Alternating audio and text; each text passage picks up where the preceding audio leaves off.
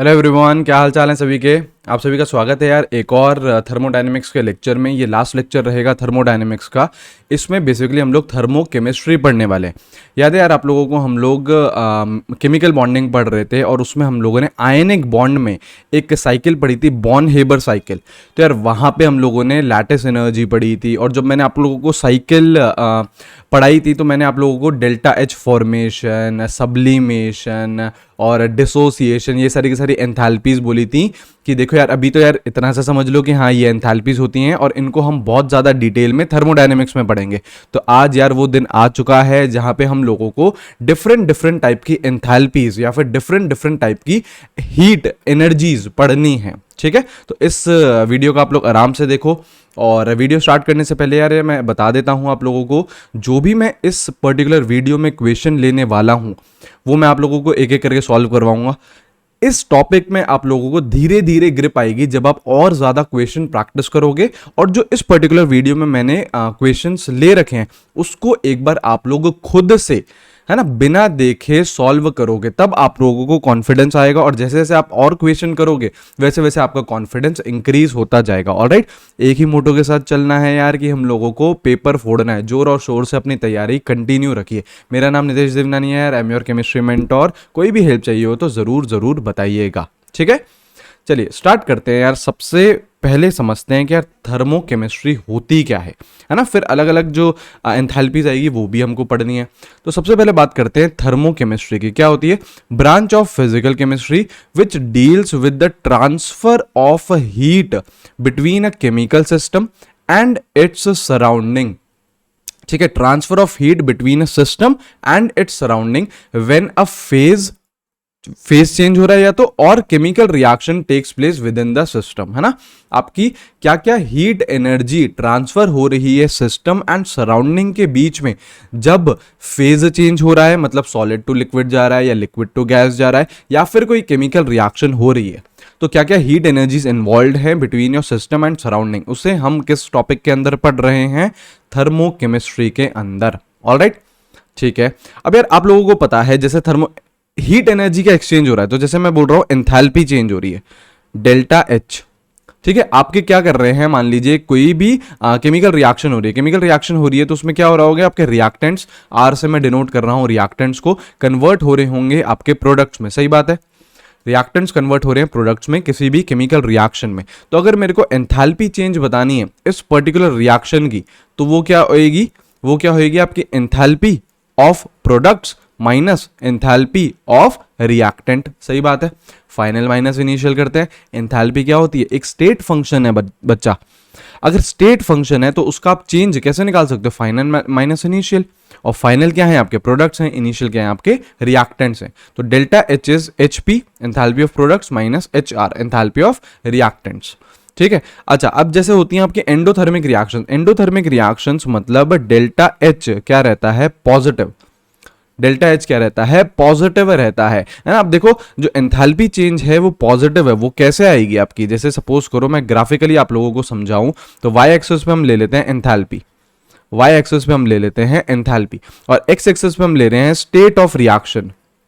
State of reaction मतलब reaction कैसे proceed कर रहे हैं, है ना। बेसिकली हम एक्स एक्सिस पे चाहे तो रिएक्शन भी लिख सकते हैं कि यार समय के साथ रिएक्शन कैसे प्रोसीड कर रही है।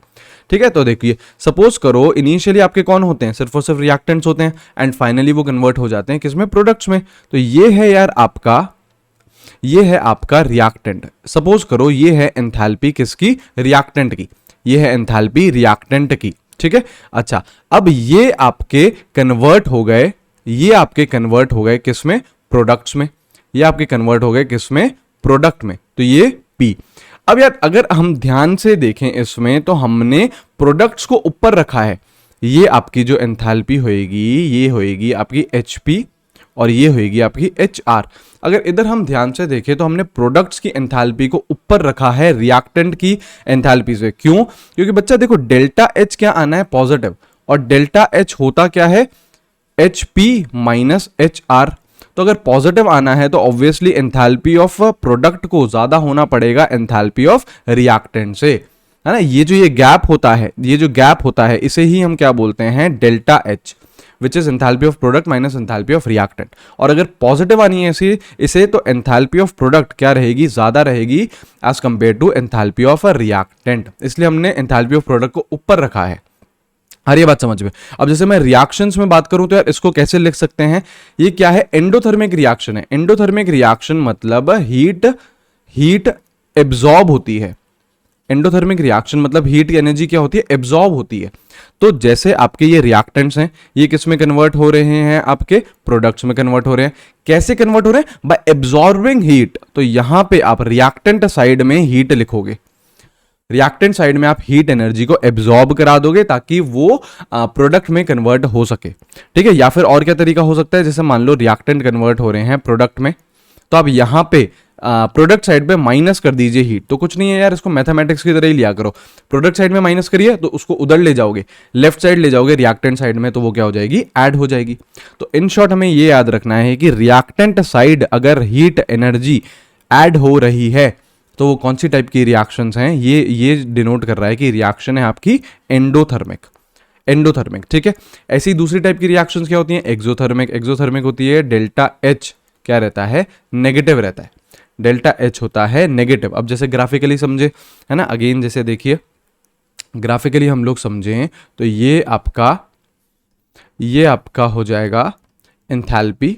वाई एक्सिस पे अगेन हम ले रहे हैं एंथैल्पी और एक्स एक्सिस पे ले रहे हैं state of reaction. State of reaction, correct. अब अगेन ये मैंने इनिशियली ये एंथैल्पी मान ली किसकी, रिएक्टेंट की, है ना। अब देखो एंथैल्पी है डेल्टा एच इज व्हाट, ये फॉर्मूला तो कॉमन है, H P minus H R, enthalpy of product minus enthalpy of reactant. अब आपको जो डेल्टा एच है वो नेगेटिव लेके आना है, तो आपकी रिएक्टेंट की एंथैल्पी ज्यादा होनी चाहिए, है ना। तो ये क्या रहेगा, जैसे देखो ये ऐसे बढ़ेगा आगे और ये नीचे आ जाएगी। प्रोडक्ट की जो एंथैल्पी रहेगी वो कम रहेगी as compare to your reactant, तभी तो चीजें क्या आएंगी, नेगेटिव आएगी, तभी तो क्या आएगा, नेगेटिव। और डेल्टा एच क्या है, यही डेल्टा एच क्या होता है, ये H P minus H R, सही है। एक्सोथर्मिक रिएक्शंस का मतलब होता है हीट एनर्जी रिलीज हो रही है, हीट एनर्जी रिलीज हो रही है। एंडोथर्मिक में एब्जॉर्ब होती है और एक्सोथर्मिक में हीट एनर्जी रिलीज होती है। तो जैसे रिएक्टेंट्स कन्वर्ट हो रहे हैं प्रोडक्ट्स में, तो हीट एनर्जी रिलीज हो रही है, तो heat energy is acting as a product, वो प्रोडक्ट की तरह एक्ट करती है। तो आप हीट एनर्जी प्रोडक्ट में ऐड करोगे, इसका मतलब हीट एनर्जी जैसे ही अगर प्रोडक्ट में ऐड करी गई है तो इसका मतलब ये है कि the process is what, exothermic, ठीक है। या फिर वही तरीका आप रिएक्टेंट से क्या कर दो, माइनस कर दो, हीट एनर्जी प्रोडक्ट में कन्वर्ट हो जाएगा। तो कुछ नहीं यार, हीट एनर्जी को उधर ले जाओगे तो अगेन क्या हो जाएगी, वो ऐड हो जाएगी। इन शॉर्ट हम लोगों को ये समझना है कि अगर हीट एनर्जी प्रोडक्ट में ऐड कर रखी है तो द प्रोसेस इज एक्सोथर्मिक, अगर रिएक्टेंट में ऐड कर रखी है तो the process is what, endothermic. सही है, यहां तक चीजें क्लियर है। एक्सोथर्मिक समझ गए, एंडोथर्मिक समझ गए, ग्राफ समझ गए हम क्या होता है, बहुत बढ़िया बात है। अब देखो यार, अलग अलग टाइप की आपकी एंथैल्पीज आने वाली हैं, है ना। जैसे यहाँ पे हीट लिखा हुआ है, हीट ऑफ रिएक्शन, इसको मैं चाहूं तो एंथैल्पी ऑफ रिएक्शन भी लिख सकता हूं, एक ही बात है। एंथैल्पी का मतलब हम क्या मानते हुए चल रहे हैं, हीट ही मानते हुए चल रहे हैं, ठीक है, बहुत बढ़िया। पहले यार इसकी डेफिनेशन देखो एंथैल्पी ऑफ रिएक्शन की, the amount of heat evolved और absorbed when number of moles of the reactant according to the balanced chemical reaction had completely reacted, है ना। सबसे इंपॉर्टेंट इसमें चीज क्या है, जो रिएक्शन है आपकी वो क्या होनी चाहिए, बैलेंस्ड होनी चाहिए। जो केमिकल रिएक्शन है वो क्या होनी चाहिए, बैलेंस्ड होनी चाहिए। इसको मैं लिखूंगा क्या, हीट ऑफ रिएक्शन को delta H R. Delta H R, इसका मतलब क्या है, ये हीट ऑफ रिएक्शन मैं बोलना चाह रहा हूं। जैसे सपोज करो आपको क्या बनाना है, वाटर बनाना है, आपकी कोई रिएक्शन हो रही है, वाटर की हो रही है, ठीक है। सपोज करो आपकी किसकी रिएक्शन हो रही है, वाटर की हो रही है, ठीक है। वाटर किस में बन रहा है, लिक्विड स्टेट में बन रहा है। कैसे बनेगा आपका, H2 आएगा और O2 आएगा, ये बनेगा। तो इस रिएक्शन को आप पहले बैलेंस करो, इस रिएक्शन को बैलेंस करो, तो देखो इसको हाफ कर दिया करो, तो देखो ये रिएक्शन बैलेंस हो गई है, ये 2 और ये 2 कैंसिल हो जाएगा, है ना। तो रिएक्शन क्या हो जाएगी, बैलेंस हो जाएगी। तो इसमें जितनी भी एनर्जी, या तो देखो एनर्जी इवॉल्व्ड मतलब नेगेटिव भी हो सकती है, इवॉल्व्ड मतलब रिलीज्ड, या फिर एब्जॉर्ब्ड, या फिर आपकी एनर्जी पॉजिटिव भी आ सकती है। एंडोथर्मिक भी हो सकता है प्रोसेस, एक्सोथर्मिक भी हो सकता है। तो इसमें जितना भी आपकी एनर्जी लग रही है तो आपका वो क्या रहेगी, एनर्जी डेल्टा एच आर। उसको मैं क्या बोलूंगा, हीट ऑफ रिएक्शन या फिर एंथैल्पी ऑफ रिएक्शन। क्यों? क्योंकि जो वाटर बन रहा है वो देखो एक बैलेंस्ड इक्वेशन से बन रहा है, तो उसको हम क्या बोल रहे हैं, एंथैल्पी ऑफ रिएक्शन। अब सपोज करो आपको यार ये कोई रिएक्शन दे रखी है, अगेन पानी बन रहा है, लिक्विड फेज में बन रहा है, लेकिन किससे बन रहा है, H2 gas plus O2 gas, इससे बन रहा है। बहुत बढ़िया, ये आपको रिएक्शन दे रखी है। अब मुझे बताइए क्या ये एंथैल्पी ऑफ रिएक्शन है या फिर नहीं है? ये पहली वाली तो है, दूसरी वाली है या फिर नहीं है? ये नहीं है। क्यों? क्योंकि इसमें रिएक्शन बैलेंस्ड नहीं है। ध्यान से देखो, ऑक्सीजन बैलेंस्ड नहीं है, यहाँ पे 2 हैं, यहाँ पे 1 ही है, तो इसमें बैलेंस्ड रिएक्शन नहीं है, not balanced, reaction is not balanced. तो इसलिए ही ये जो एंथैल्पी रहेगी, हीट ऑफ रिएक्शन नहीं होगी ये। ठीक है, अगर देखो जैसे एक और इक्वेशन देखो, जैसे सपोज करो इस बार हमको बनाना है H2O2, इस बार हमको बनाना है अगेन सपोज करो H2O2 बनाना है। ठीक है, और कैसे बनाओगे आप लोग, H2 प्लस O2 में, O2 से हाइड्रोजन और ऑक्सीजन से तो बनेगा H2O2। अब जरा बताओ ये जो एंथैल्पी है, क्या ये एंथैल्पी ऑफ रिएक्शन है या नहीं है? सिंपली बस ये देखो कि रिएक्शन बैलेंस्ड है या नहीं है। तो बच्चा ये रिएक्शन पर्टिकुलर थर्ड वाली जो रिएक्शन है ये बैलेंस्ड है, बैलेंस्ड है तो ये एंथैल्पी ऑफ रिएक्शन है, बिल्कुल है। क्या ये चीज क्लियर हुई है? एंथैल्पी ऑफ रिएक्शन में आप लोग देखते हो कि रिएक्शन पर्टिकुलर बैलेंस्ड है या नहीं है। अब यार देखो, बहुत अलग अलग टाइप की आपकी एंथैल्पी ऑफ रिएक्शन होती है, हीट ऑफ रिएक्शन होती है। अब इस पर्टिकुलर चैप्टर में हमको यही पढ़ना है कि कौन सी एंथैल्पी ऑफ रिएक्शन हो सकती है, कौन सी एंथैल्पी ऑफ रिएक्शन हो सकती है, हमको यही चीज पढ़नी है। ठीक है, देखिए सबसे पहले कौन सी आ रही है आपकी, हीट ऑफ फॉर्मेशन, हीट या फिर एंथैल्पी ऑफ अ फॉर्मेशन, है ना। अब देखो जो बॉन हेबर साइकिल में हम लोगों ने डिफरेंट एंथैल्पीज पढ़ी थी वो अब स्टार्ट हो गई हैं, और ये सारी की सारी क्या है, हीट ऑफ रिएक्शन की टाइप्स ही हैं। तो सबसे पहले क्या आ रही है आपकी, हीट ऑफ फॉर्मेशन या फिर एंथैल्पी ऑफ फॉर्मेशन। ये देखो क्या होता है, enthalpy change when 1 mole of a substance is formed from its elements in their most naturally occurring standard state, है ना। मतलब आपका जो भी सब्सटेंस फॉर्म हो रहा है, पहले क्या ये हीट ऑफ फॉर्मेशन है, मतलब कुछ ना कुछ चीज बन रही होगी। हीट ऑफ फॉर्मेशन का कितना मोल बनना चाहिए, पहली बात तो 1 मोल बनना चाहिए, बहुत बढ़िया, ठीक है। और आपके किससे बनना चाहिए, from elements in their most naturally occurring standard states, मतलब जिसमें वो नेचुरली अकरिंग पाए जाते हैं उसी से ही बनना चाहिए। जैसे आपका ऑक्सीजन है, तो ऑक्सीजन कैसे पाया जाता है, जनरली कौन सा फॉर्म रहता है उसका, O2 गैस रहता है, तो ऑक्सीजन यूज होना चाहिए आप लोगों का। जैसे कार्बन है, तो कार्बन का most naturally occurring standard state क्या है, ग्रेफाइट फॉर्म है, डायमंड नहीं है, कौन सा है, ग्रेफाइट फॉर्म है, तो उससे फॉर्म होना चाहिए, है ना। मैं भी आपको एग्जाम्पल कराऊंगा, आप रुकिए ना, आराम से आपको चीजें समझ में आएंगी, ठीक है।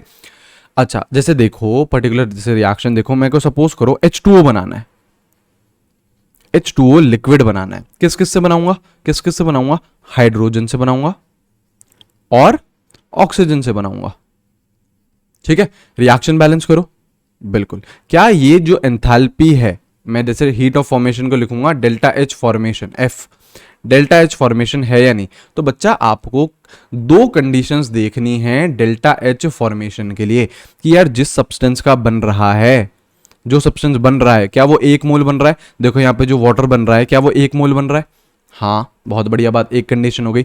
और जिन एलिमेंट से बन रहा है, वाटर किस किस से बन सकता है, H2, हाइड्रोजन एंड ऑक्सीजन से। तो जो हाइड्रोजन और ऑक्सीजन आए हैं, क्या वो स्टैंडर्ड स्टेट वाले आए हैं, हाइड्रोजन कैसे एग्जिस्ट करता है यार, H2 की तरह तो एग्जिस्ट करता है, और ऑक्सीजन कैसे एग्जिस्ट करता है, O2 की तरह, सही है। तो आपका जो भी ये भी स्टैंडर्ड स्टेट में आए हैं, 1 मोल बन रहा है, तो डेल्टा एच फॉर्मेशन ये है, बिल्कुल है, ठीक है ना। रुक जाओ अभी ना, धीरे धीरे फील आएगा, मैंने बोला है आप लोगों को, इसमें धीरे धीरे आप लोगों को फील आएगा। जैसे सपोज करो आपको क्या बनाना है, CO2 बनानी है, CO2 गैस बनानी है, बहुत बढ़िया, 1 मोल बनानी है, देखो मैंने 1 ही मोल बनाई है। अब मैं रिएक्शन बैलेंस कर लूंगा लेफ्ट साइड से, रिएक्टेंट साइड से। CO2 किस किस से बनेगी, कार्बन से बनेगी और ऑक्सीजन से बनेगी, ठीक है। तो कार्बन आया, पर कार्बन का कौन सा फॉर्म आना चाहिए, जो आपका नेचुरली अकरिंग स्टैंडर्ड स्टेट है, वो कौन सी फॉर्म है, ग्रेफाइट है। तो कार्बन कौन से फॉर्म में आना चाहिए, ग्रेफाइट में आना चाहिए, सही है। प्लस ऑक्सीजन कैसे आना चाहिए, ऑब्वियसली O2 के फॉर्म में आना चाहिए, O2 के फॉर्म में आना चाहिए। तो देखो यार रिएक्शन बैलेंस है, रिएक्शन भी बैलेंस्ड है, 1 मोल बन रहा है, इसका CO2 का 1 मोल बन रहा है, और किससे बन रहा है, स्टैंडर्ड स्टेट से। कार्बन की स्टैंडर्ड स्टेट क्या होती है, ग्रेफाइट। ऑक्सीजन की क्या होती है, O2। तो डेल्टा H क्या हो गया, ये फॉर्मेशन बिल्कुल है, बिल्कुल है। अब सपोज करो ऐसे ही यार आपको CO2 बनाना है, ठीक है। अब इस बार आप ग्रेफाइट की जगह डायमंड लेके आए, ग्रेफाइट की जगह डायमंड लेके आए और O2 की जगह O2 ही लेके आए, है ना। अब देखो आप लोग कंडीशन देखिए, डेल्टा H फॉर्मेशन की कंडीशन देखो क्या है, 1 मोल बन रहा है CO2 का, सही है, यहां तक तो चीजें सही है। किससे बनना चाहिए CO2, कार्बन और oxygen in their most standard state. तो यहां पे कार्बन, कार्बन की स्टैंडर्ड स्टेट कौन सी होती है, ग्रेफाइट। यहां पे क्या यूज कर रखा है, डायमंड, तो ये गलत है। तो ये जो डेल्टा H, देखो हीट तो कुछ ना कुछ रिलीज होगी या फिर एब्जॉर्ब होगी, कुछ ना कुछ तो होएगा ही होएगा, लेकिन उसको मैं डेल्टा H फॉर्मेशन नहीं बोल पाऊंगा। फॉर्मेशन में तब बोल पाता जब 1 मोल बनता, और किससे बनता, फ्रॉम देयर स्टैंडर्ड स्टेट या फिर मोस्ट नेचुरली अकरिंग स्टेट से। अरे बात समझ में, जैसे मैं सपोज करो आप लोगों को और एग्जांपल दिखाऊं, जैसे आपको सपोज करो CaCO3 बनाना है, क्या बनाना है, CaCO3 बनाना है, ठीक है यार। कैल्शियम है, कार्बन है और ऑक्सीजन है, ठीक है। तो देखो यार क्या होगा आपका, कैल्शियम का, कैल्शियम कैसे एग्जिस्ट करता है, कैल्शियम की तरह ही तो करता है। तो कैल्शियम कौन सा फॉर्म रहता है, सॉलिड फॉर्म में रहता है, कैल्शियम सॉलिड लिख दिया, है ना। स्टैंडर्ड स्टेट से यार कंफ्यूज नहीं होना कि हमको कैसे पता चलेगा कि यार कौन सी स्टैंडर्ड स्टेट है। यार कैल्शियम कैसे एग्जिस्ट करता है, कैल्शियम की तरह ही, ऑक्सीजन O2 की तरह ही, N2 नाइट्रोजन N2 की तरह। अरे बात समझ में, जैसे आयरन है तो आयरन कैसे करेगा, नॉर्मल आयरन की तरह ही, Fe सॉलिड की तरह, करेक्ट। जैसे वैसे कार्बन आया तो कार्बन कौन सा फॉर्म लोगे आप इसका, ग्रेफाइट लोगे, ठीक है। अब ऑक्सीजन आया तो ऑक्सीजन क्या लोगे, O2 गैस लोगे। अब रिएक्शन बैलेंस करो, रिएक्शन ऐसे बैलेंस करनी है कि यहां पे 1 मोल ही बने, यहां पे 1 मोल ही बने। तो देखो यहां पे ये क्या करोगे, यहां पे 3 मोल्स हैं, यहाँ पे सॉरी 3 एटम्स हैं, तो यहाँ पे कर दो 3/2, तो क्या हो जाएगा, ये 2 और ये 2 कैंसिल हो जाएंगे, यहाँ पे 3 एटम हो जाएंगे। अब देखो रिएक्शन बैलेंस हो गई है। और जो CaCO3 बन रहा है, CaCO3 बन रहा है, 1 मोल बन रहा है, बिल्कुल। जिन जिन से बनता है उनकी स्टैंडर्ड स्टेट ही तो लिए आपने, तो ये क्या है, डेल्टा H फॉर्मेशन, ये है, बिल्कुल है। अरे बात समझ में, है ना। तो ऐसे करके आप लोगों को देखना होता है, ठीक है। अब देखो यार 2 चीजें होती हैं, जैसे डेल्टा H फॉर्मेशन लिख रखा है, तो दिस इज सिंपली एंथैल्पी, जैसे this is simply enthalpy of formation, this is simply enthalpy of formation. अब यार कहीं पे आप लोगों को डेल्टा HF नॉट भी मिल सकता है ना। ये इस नॉट आने का मतलब हो जाता है स्टैंडर्ड, स्टैंडर्ड स्टेट कर लिया हमने, स्टैंडर्ड एंथैल्पी ऑफ फॉर्मेशन। इसका मतलब क्या आ गया, standard enthalpy of a formation. अब देखो यार जैसे जैसे जहां पे यार आपका सिंपली ये लिख रखा है, जैसे सिंपली ये लिख रखा है डेल्टा HF लिख रखा है, तो ये क्या है, एंथैल्पी ऑफ फॉर्मेशन है। एंथैल्पी ऑफ फॉर्मेशन मतलब देखो यार कुछ कंडीशंस होती हैं, अगर आप कोई रिएक्शन करा रहे हो तो यार कुछ ना कुछ आप टेम्परेचर ले रहे होगे, कुछ ना कुछ आप प्रेशर ले रहे होगे, कुछ कंडीशंस पे रिएक्शन होती है ना। अगर ये लिख रखा है डेल्टा H फॉर्मेशन मतलब एंथैल्पी ऑफ फॉर्मेशन सिंपली, तो यार इस पे कोई सा भी टेम्परेचर है, कोई सा भी प्रेशर है, मतलब कोई टेम्परेचर और प्रेशर आपने फिक्स नहीं कर रखा है। लेकिन अगर डेल्टा HF नॉट लिख रखा है तो इसका मतलब क्या है, स्टैंडर्ड एंथैल्पी ऑफ फॉर्मेशन है। तो जहां पे भी वर्ड स्टैंडर्ड आ जाएगा तो कुछ चीजें फिक्स हो जाएंगी। जैसे STP होता था तो स्टैंडर्ड टेम्परेचर एंड प्रेशर होता था, तो वहां पे हम लोग क्या करते थे, एक टेम्परेचर और प्रेशर को फिक्स कर लेते थे। तो यहां पे प्रेशर क्या रहता है, 1 बार, और टेम्परेचर क्या रहता है आपका 298 केल्विन। तो अगर आपका प्रेशर 1 बार है, टेम्परेचर 298 केल्विन है, तो कंडीशंस कौन सी हो जाएंगी, स्टैंडर्ड। और इसमें जो भी एंथैल्पी आएगी वो क्या होगी, हम लोग एंथैल्पी ऑफ फॉर्मेशन बोल रहे हैं। अरे बात समझ में, इस ये कहीं पे भी नॉट लिख गया आपको तो इसका मतलब क्या है, ये स्टैंडर्ड कंडीशंस की बात हो रही है, ठीक है। अच्छा अब एक यहां पे पॉइंट लिख रहा हूं, ये जबरदस्त पॉइंट है, इस पे मैं आप लोगों को क्वेश्चन भी कराने वाला हूं, है ना। डेल्टा HF नॉट मतलब standard enthalpy of formation of standard states is zero. Yes, हम लोग ये अजम्पशन मानते हुए चलते हैं कि जो आपका स्टैंडर्ड एंथैल्पी ऑफ फॉर्मेशन है, किन की, स्टैंडर्ड स्टेट्स की, या इन स्टैंडर्ड स्टेट्स की जगह आप और क्या लिख सकते हो, मोस्ट नेचुरली अकरिंग स्टेट्स। जैसे अभी मैंने ऑक्सीजन का क्या बोला आपको, O2 बोला था, ऑक्सीजन का क्या बोला था, O2। तो डेल्टा HF0 किसका, O2 का क्या रहेगा, 0। ठीक है, डेल्टा HF0 किसका, कार्बन, और कौन सा फॉर्म, ग्रेफाइट, उसका क्या रहेगा बच्चा, 0 रहेगा। डेल्टा HF0 किसका, जैसे हाइड्रोजन का क्या रहेगा, 0 रहेगा। अरे बात समझ में, डेल्टा HF ऑफ O2 क्या ये 0 होएगा, नहीं, ये स्टैंडर्ड नहीं लिया है आपने। यहां पे देखो नॉट लगा हुआ है क्या, इस पर्टिकुलर में बात करूं तो नॉट लगा हुआ है क्या, नहीं। देखो मैंने नोट में क्या लिखा है, standard enthalpy of formation delta HF0 किसकी, स्टैंडर्ड स्टेट्स की, जो मोस्ट नेचुरली अकरिंग स्टेट है उनकी 0 लेनी है। तो देखो यार, इधर मैंने स्टैंडर्ड नहीं लिया इस पर्टिकुलर एग्जांपल में, तो इसकी 0 नहीं होएगी, इसकी 0 नहीं होएगी। ऐसे ही अगर मैं ले लूं, जैसे मैं, देखो बहुत ध्यान से समझो, बहुत ध्यान से समझो, डेल्टा HF0 मैंने क्या बोला, ग्रेफाइट का, ये क्या रहता है, 0 रहता है, कार्बन का, कार्बन ग्रेफाइट। इधर ही मैं बोलूं यार डेल्टा HF कार्बन ग्रेफाइट का, क्या ये 0 होगा क्या, आपका आंसर क्या रहेगा, नहीं, आपका आंसर रहेगा नहीं यार, ये 0 नहीं है।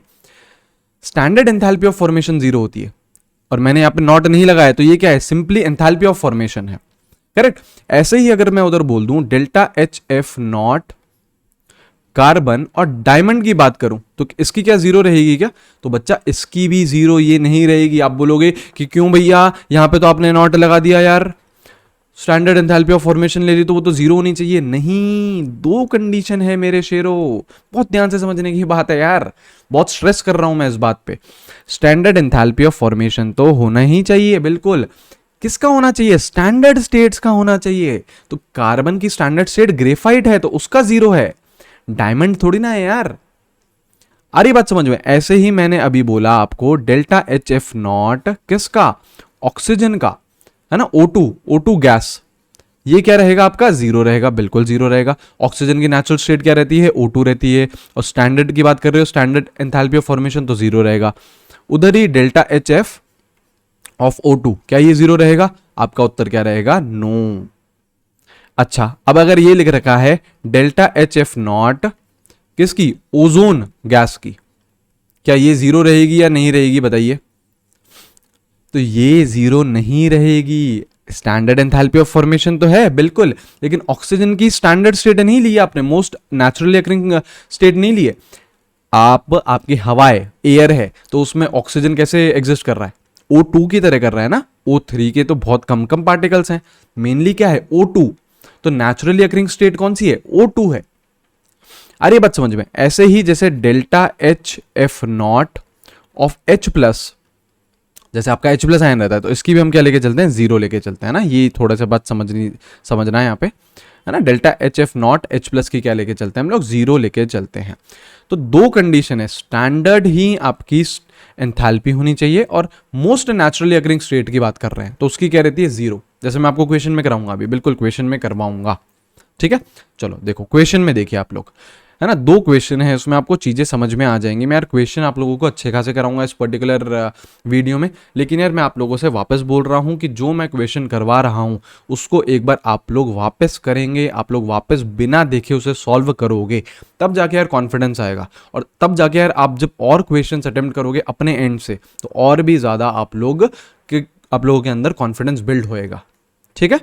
चलो ये चीज़ देखो यार, क्या बोल रहा है, which of the following equation represent standard heat of formation. यार हीट ऑफ फॉर्मेशन हमें बनानी है किसकी, देखो CH4 दे रखा है, CH4 दे रखा है, तो देखो CH4 ऐसे बनाया करो हमेशा, CH4, करेक्ट, बिल्कुल। मेरे को इसका कितना मोल बनाना है, 1 मोल बनाना है। हीट ऑफ फॉर्मेशन में दो कंडीशन थी कि एक तो यार 1 मोल बनाओ, और जिनसे बना रहे हो उनकी क्या लो, स्टैंडर्ड स्टेट्स लीजिए, most common natural occurring state लीजिए। तो कार्बन है और हाइड्रोजन है, तो कार्बन की स्टेट क्या है आपकी, ग्रेफाइट है, बिल्कुल है यार। कार्बन की क्या है, ग्रेफाइट, प्लस हाइड्रोजन की क्या है, H2 है। रिएक्शन क्या कर दो, बैलेंस कर दो। सही है। अब देखो यार कौन सा आपका ऑप्शन बैठ रहा है। देखो ये फर्स्ट और थर्ड तो डायमंड है, ये तो वैसे ही गलत हो गए, वैसे ही गलत हो गए। सही है। अब देखो यार फोर्थ ऑप्शन में इन्होंने ग्रेफाइट तो ले लिया, ये सही है, पर इधर क्या ले रहे हैं, 4 ऐसे हाइड्रोजन के एटम्स ले रहे हैं। नहीं यार, अब जैसे हमारी हवा है तो हाइड्रोजन क्या एटम एटॉमिक फॉर्म में एग्जिस्ट कर रहा है क्या, नहीं। उसकी नेचुरली अकरिंग स्टेट कौन सी है, H2 है, तो आपको H2 ही लेनी है। तो देखो इन्होंने यहां ले रखी है, तो सेकंड ऑप्शन हो गया। अरे धीरे धीरे फील आएगा, जैसे और एंथैल्पीज भी आएंगी तो आपको और ज्यादा फील आने लगेगा। ठीक है, चलो अब देखो, जैसे ये है आपका, ये है ना, अब ये जैसे मैं समझाऊंगा आपको, मैं समझाऊंगा क्या बोल रहा है। बताओ डेल्टा H नॉट बताना है आपको for this reaction given that standard enthalpy of Fe2O3 इतना है एंड Al2O3 इतना है, ये और ये दे रखी है। ठीक है ना, बहुत ध्यान से समझ रहा है।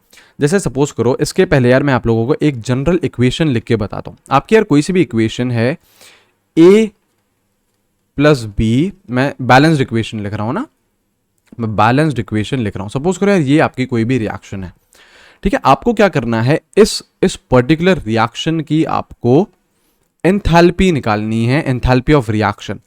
अब यार जो भी हम अभी एंथैल्पीज पढ़ रहे हैं, जैसे पहले हमने कौन सी एंथैल्पी पढ़ी, एंथैल्पी ऑफ फॉर्मेशन, वो क्या है, एक एंथैल्पी ऑफ रिएक्शन के टाइप्स हैं। एंथैल्पी ऑफ रिएक्शन हमने देखो स्टार्टिंग में पढ़ा, ये देखो ये चीज पढ़ी, एंथैल्पी ऑफ रिएक्शन, ये क्या है, एक ब्रॉड कैटेगरी है। अब इसके हम सब टाइप्स पढ़ रहे हैं, तो इसके सब टाइप्स में सबसे पहले क्या है, आपकी हीट ऑफ फॉर्मेशन। तो अगर आपकी ये कोई रिएक्शन है, तो इस ये रिएक्शन में कोई ना कोई हीट एनर्जी एब्जॉर्ब या रिलीज हो रही होगी, तो उसको क्या लिख दिया मैंने, डेल्टा H रिएक्शन। करेक्ट। तो उसको फॉर्मेशन के फॉर्म में कैसे निकालते हैं, summation enthalpy of products minus summation enthalpy of reactants, ऐसे निकालते हैं। ठीक है। अब फॉर्मेशन, ये क्या है, फॉर्मेशन, और ये क्या है, फॉर्मेशन की बात कर रहे हैं हम लोग, है ना, फॉर्मेशन की बात कर रहे हैं। Product minus reactant, product minus reactant. तो इस पर्टिकुलर रिएक्शन में जो मैंने ये दे रखा है, ये वाली क्वेश्चन वाली नहीं, जो मैंने अभी बताई है आपको, तो इसकी क्या हो जाएगी, डेल्टा HR, ये क्या हो जाएगा, ये क्या हो जाएगा। देखो यार सी की आपको कुछ ना कुछ एंथैल्पी दे रखी होगी, डेल्टा H फॉर्मेशन किसका, सी का। सी क्या है, आपका एक प्रोडक्ट है, लेकिन उसके कितने मोल्स हैं बच्चा, स्मॉल सी मोल्स हैं, तो इससे आप मल्टीप्लाई करोगे। Enthalpy is an extensive property, तो वो किस पे डिपेंड करेगी, मोल्स पे डिपेंड करेगी, मास पे डिपेंड करेगी। तो आपको स्टोइचियोमेट्रिक कोएफिशिएंट का ध्यान देना है। ऐसे ही मैंने यार प्रीवियस लेक्चर में एंट्रोपी वाला कराया था एक आपको, तो मैंने स्टोइचियोमेट्रिक कोएफिशिएंट से मल्टीप्लाई करा था, अगर आपको ध्यान आ रहा है तो। ठीक है, ऐसे ही प्लस, पहले प्रोडक्ट्स की सारे लिखो, तो डी भी तो प्रोडक्ट है, ये भी लिखो, डेल्टा H फॉर्मेशन किसका, डी का, ये क्या करो, स्मॉल डी से मल्टीप्लाई कर दिया। करेक्ट, ये आपने क्या लिख दिया, प्रोडक्ट्स। अब माइनस क्या लिखो, रिएक्टेंट्स। तो रिएक्टेंट में कैपिटल A और कैपिटल B है, तो डेल्टा H फॉर्मेशन किसका, कैपिटल A का, और उसके स्टोइचियोमेट्रिक कोएफिशिएंट स्मॉल a से मल्टीप्लाई कर दो, प्लस डेल्टा H फॉर्मेशन किसका, कैपिटल B का, इसको स्मॉल b से मल्टीप्लाई कर दो। ये हो गया। सही है, यहां तक चीजें समझ में आ रही हैं आप लोगों को। बिल्कुल। अगर मान लीजिए आपको स्टैंडर्ड स्टेट्स दे रखी हैं, या फिर मान लो आपको बोल रहा है स्टैंडर्ड एंथैल्पी बताओ, स्टैंडर्ड एंथैल्पी बताओ, तो यहां पे क्या लगा दोगे, नॉट। तो यहां पे भी हर किसी पे क्या आ जाएगा, नॉट आ जाएगा। यहां पे भी हर किसी पे क्या आ जाएगा, नॉट आ जाएगा। स्टैंडर्ड बोल रखा है तो सब में नॉट लगा देना यार, नहीं तो नॉर्मल लगा देना। अब जैसे इस पर्टिकुलर क्वेश्चन में, क्वेश्चन देखो, कैलकुलेट डेल्टा H नॉट, मतलब स्टैंडर्ड स्टेट की बात कर रहा है ना, और रिएक्शन दे रखी है। देखो अब इस क्वेश्चन पे आ जाओ, रिएक्शन क्या दे रखी है आपको, 2 एल्यूमिनियम सॉलिड प्लस Fe2O3, ये कन्वर्ट हो रहा है 2Fe सॉलिड में प्लस Al2O3। ठीक है, इसका पूछ रहा है कि यार डेल्टा H नॉट बता दो, मतलब डेल्टा H नॉट रिएक्शन की एंथैल्पी बता दो। और क्या दे रखा है आपको दे रखी है स्टैंडर्ड एंथैल्पी ऑफ Fe2O3 दे रखी है एंड Al2O3 दे रखी है। अच्छा देखो, अगर जब आपको फॉर्मेशन दे रखा है, या ध्यान से देखना है ना, स्टैंडर्ड एंथैल्पी फॉर्मेशन की यही है ना, यहाँ पे standard enthalpy formation of formation होना चाहिए था ना, ये मिसिंग है वर्ड, ऑफ फॉर्मेशन होना चाहिए था। ठीक है, तो कभी भी आपको एंथैल्पीज ऑफ फॉर्मेशन दे रखी है तो आप क्या लगाओगे, delta H not. Delta H not क्या आपका जनरल फॉर्मूला हो जाएगा, समेशन एच पी एफ, है ना, फॉर्मेशन और कौन सी, स्टैंडर्ड किसकी, प्रोडक्ट्स की, minus summation H R formation का ही नॉट। करेक्ट, नॉट लगा दिया हर जगह, स्टैंडर्ड स्टेट्स थी, और प्रोडक्ट माइनस रिएक्टेंट कर दिया और फॉर्मेशन ले लिया। करेक्ट है। अब चलो ये रही आपकी पर्टिकुलर क्वेश्चन, पहले मैं प्रोडक्ट की लिखूंगा फिर मैं रिएक्टेंट की लिखूंगा। तो delta H not equals to, सही है, यहां पे देखो प्रोडक्ट का क्या दे रखा है, 2 है, 2 मोल्स हैं किसके, एफ ई सॉलिड के, तो डेल्टा एच नॉट किसका, फॉर्मेशन है, बिल्कुल फॉर्मेशन है, किसका है, एफ ई का है, किसका है, एफ ई का है, और कितने मोल्स हैं इसके, 2 मोल्स हैं, 2 लिख दिया, प्लस Al2O3, तो डेल्टा एच एफ नॉट किसका, Al2O3 का, तो देखो इसके कितने मोल्स हैं, एक ही मोल है, तो यहां पे 1 ही लिखा है, ये मैंने लिख दिए प्रोडक्ट्स। अब मैं क्या लिखूं, अब मेरे शेरो लिखो रिएक्टेंट्स, तो रिएक्टेंट्स में क्या है, एल्यूमिनियम है, तो डेल्टा एच एफ नॉट किसका, एल्यूमिनियम का, और कितने मोल्स हैं यहां पे, 2, तो इसको 2 से मल्टीप्लाई करा, plus delta H F not किसका, Fe2O3 का। करेक्ट है, यहां तक चीजें सही हैं, बिल्कुल। अब देखो यहां पे कौन सी नॉलेज काम आएगी, अभी अभी मैंने क्या समझाया आप लोगों को कि अगर स्टैंडर्ड एंथैल्पी ऑफ फॉर्मेशन की बात कर रहे हैं और किन की, मोस्ट नेचुरली अकरिंग स्टेट की, तो वो क्या रहती है, 0 रहती है। तो तभी आपको देखो वैल्यूज भी उसी हिसाब से दे रखी है। देखो यार, delta H F not of iron, यार आयरन की मोस्ट नेचुरली अकरिंग स्टेट क्या रहती है, आयरन ही रहती है, और स्टैंडर्ड एंथैल्पी ऑफ फॉर्मेशन की बात कर रहे हैं, तो ये क्या होगा मेरे शेरो, 0 होगा। तभी देखो वैल्यू भी नहीं दे रखी है क्वेश्चन में, और इस पर्टिकुलर क्वेश्चन के लिए और किसकी वैल्यू 0 होगी, एल्यूमिनियम कैसे एग्जिस्ट करता है यार, एल्यूमिनियम की तरह ही करता है, तो उसकी भी स्टैंडर्ड एंथैल्पी ऑफ फॉर्मेशन क्या रहेगी, 0। तभी देखो वैल्यू भी नहीं दे रखी है आप लोगों को। अब कुछ नहीं करना है, डेल्टा एच एफ नॉट क्या आ जाएगा, standard enthalpy of formation of Al2O3, ये दे रखी है आपको -196.5, ठीक है, इधर माइनस लगाया ये वाला, और Fe2O3 की दे रखी है -399.1, इसका आंसर आ जाएगा किलो कैलोरी में। आप तो सॉल्व कर लोगे, मैं वापस रिपीट कर रहा हूं, आपका जो भी पर्टिकुलर इक्वेशन दे रखी हो, है ना, आपको क्या दे रखी है क्वेश्चन में, स्टैंडर्ड एंथैल्पी ऑफ फॉर्मेशन दे रखी है। फॉर्मेशन जब जब आएगा तो आपका फॉर्मूला क्या रहेगा, प्रोडक्ट माइनस रिएक्टेंट, तो प्रोडक्ट माइनस रिएक्टेंट करा आप लोगों ने, ठीक है, और उसमें जिन जिन की स्टैंडर्ड एंथैल्पी ऑफ फॉर्मेशन और मोस्ट नेचुरली अकरिंग स्टेट में थे, उनकी हमने क्या ले ली, 0 ले ली, उनकी हमने क्या ले ली, 0 ले ली। तो आयरन की, आयरन कैसे एग्जिस्ट करता है, आयरन की तरह ही, तो उसकी स्टैंडर्ड एंथैल्पी ऑफ फॉर्मेशन क्या ले ली, 0, अंडा। और ऐसे ही आपका एल्यूमिनियम कैसे एग्जिस्ट करता है, एल्यूमिनियम की तरह, तो उसकी क्या ले ली हमने, अगेन अंडा, 0। क्लियर हुआ है, ठीक है ना। और क्वेश्चंस आएंगे और एंथैल्पीज आएंगी, तो यार धीरे धीरे और चीज़ें कंफर्टेबल होंगी। मैं तो यही बोलूँगा कि इस पर्टिकुलर वीडियो में यार परेशान नहीं होना, है ना, आप लोग बहुत कॉन्सेंट्रेशन के साथ सीखो, और जो क्वेश्चन मैं करा रहा हूँ, मैं बिल्कुल एक्सपेक्ट नहीं कर रहा कि यार आप लोग खुद से क्वेश्चन करने लगो, नहीं। इस पर्टिकुलर वीडियो में आप लोग आराम से यार वीडियो देखते हुए चलो कि यार देखो यार कि सर यहाँ पे कैसे कर रहे हैं, ये कैसे हो रहा है, ये चीज़ें सीखते चलो। फिर एक बार यार देख लोगे ना पूरा वीडियो, उसके बाद खुद क्वेश्चन यही वाले अटेम्प्ट करना, और फिर आप दूसरे क्वेश्चन अटेम्प्ट करोगे तो बिल्कुल आपको और ज़्यादा कॉन्फिडेंस आएगा। और यार ज़रूर, मैं तो ये बोल ही रहा हूँ कि आप लोगों के प्रैक्टिस सेशन जल्दी ही लगने वाले हैं, तो लोड नहीं लो, और जब प्रैक्टिस सेशन आएंगे तो मैं जम के प्रैक्टिस करवाऊंगा, कोई दिक्कत नहीं है, ठीक है। चलो अच्छा, और देखो यार और कौन कौन सी एंथैल्पी होती हैं, और होती है आपकी हीट ऑफ कंबशन या फिर एंथैल्पी ऑफ कंबशन, क्या बोलते हैं इसे हम, डेल्टा एच कंबशन। कैसे लिखते हैं इसे, डेल्टा एच कंबशन। करेक्ट, होती क्या है ये, amount of heat evolved when 1 mole of a substance is completely burnt और oxidised in excess of oxygen. ठीक है, मतलब जैसे सपोज करो आपको कार्बन दे रखा है, ठीक है, सॉलिड फॉर्म में, है ना। अब इसको आपको कंप्लीटली बर्न करना है, इसको एक्सेस ऑफ ऑक्सीजन के साथ खतरनाक तरीके से रिएक्शन करानी है, ठीक है। तो कैसे होएगा, आपने ऑक्सीजन के साथ रिएक्शन कराई, तो यार अब ये कंप्लीटली बर्न करना चाहिए, मतलब कार्बन किस में कन्वर्ट हो जाना चाहिए, कार्बन डाइऑक्साइड में, CO2 में। ये सपोज करो कन्वर्ट हो गया CO2 में। देखो रिएक्शन बैलेंस कर ली। हीट एनर्जी जितनी भी आपकी लग रही है, इवॉल्व हो रही है, इसको हीट ऑफ कंबशन में बोलूंगा, बिल्कुल बोलूंगा। क्यों? और किसकी बोलूंगा? कार्बन की। कंबशन किसका हो रहा है बच्चा? कार्बन का हो रहा है ना। कार्बन रिएक्ट कर रहा है ऑक्सीजन के साथ। कंबशन रिएक्शन होती ही क्या है? Reaction with oxygen. तो आपका कार्बन रिएक्ट कर रहा है ऑक्सीजन के साथ, और अगर वो CO2 बनाएगा, कंप्लीटली बर्न होएगा। और कंप्लीटली बर्न होने का मतलब ही ये है कि क्या बननी चाहिए आपकी? CO2 बननी चाहिए। तो CO2 बन रही है, बहुत अच्छी बात है।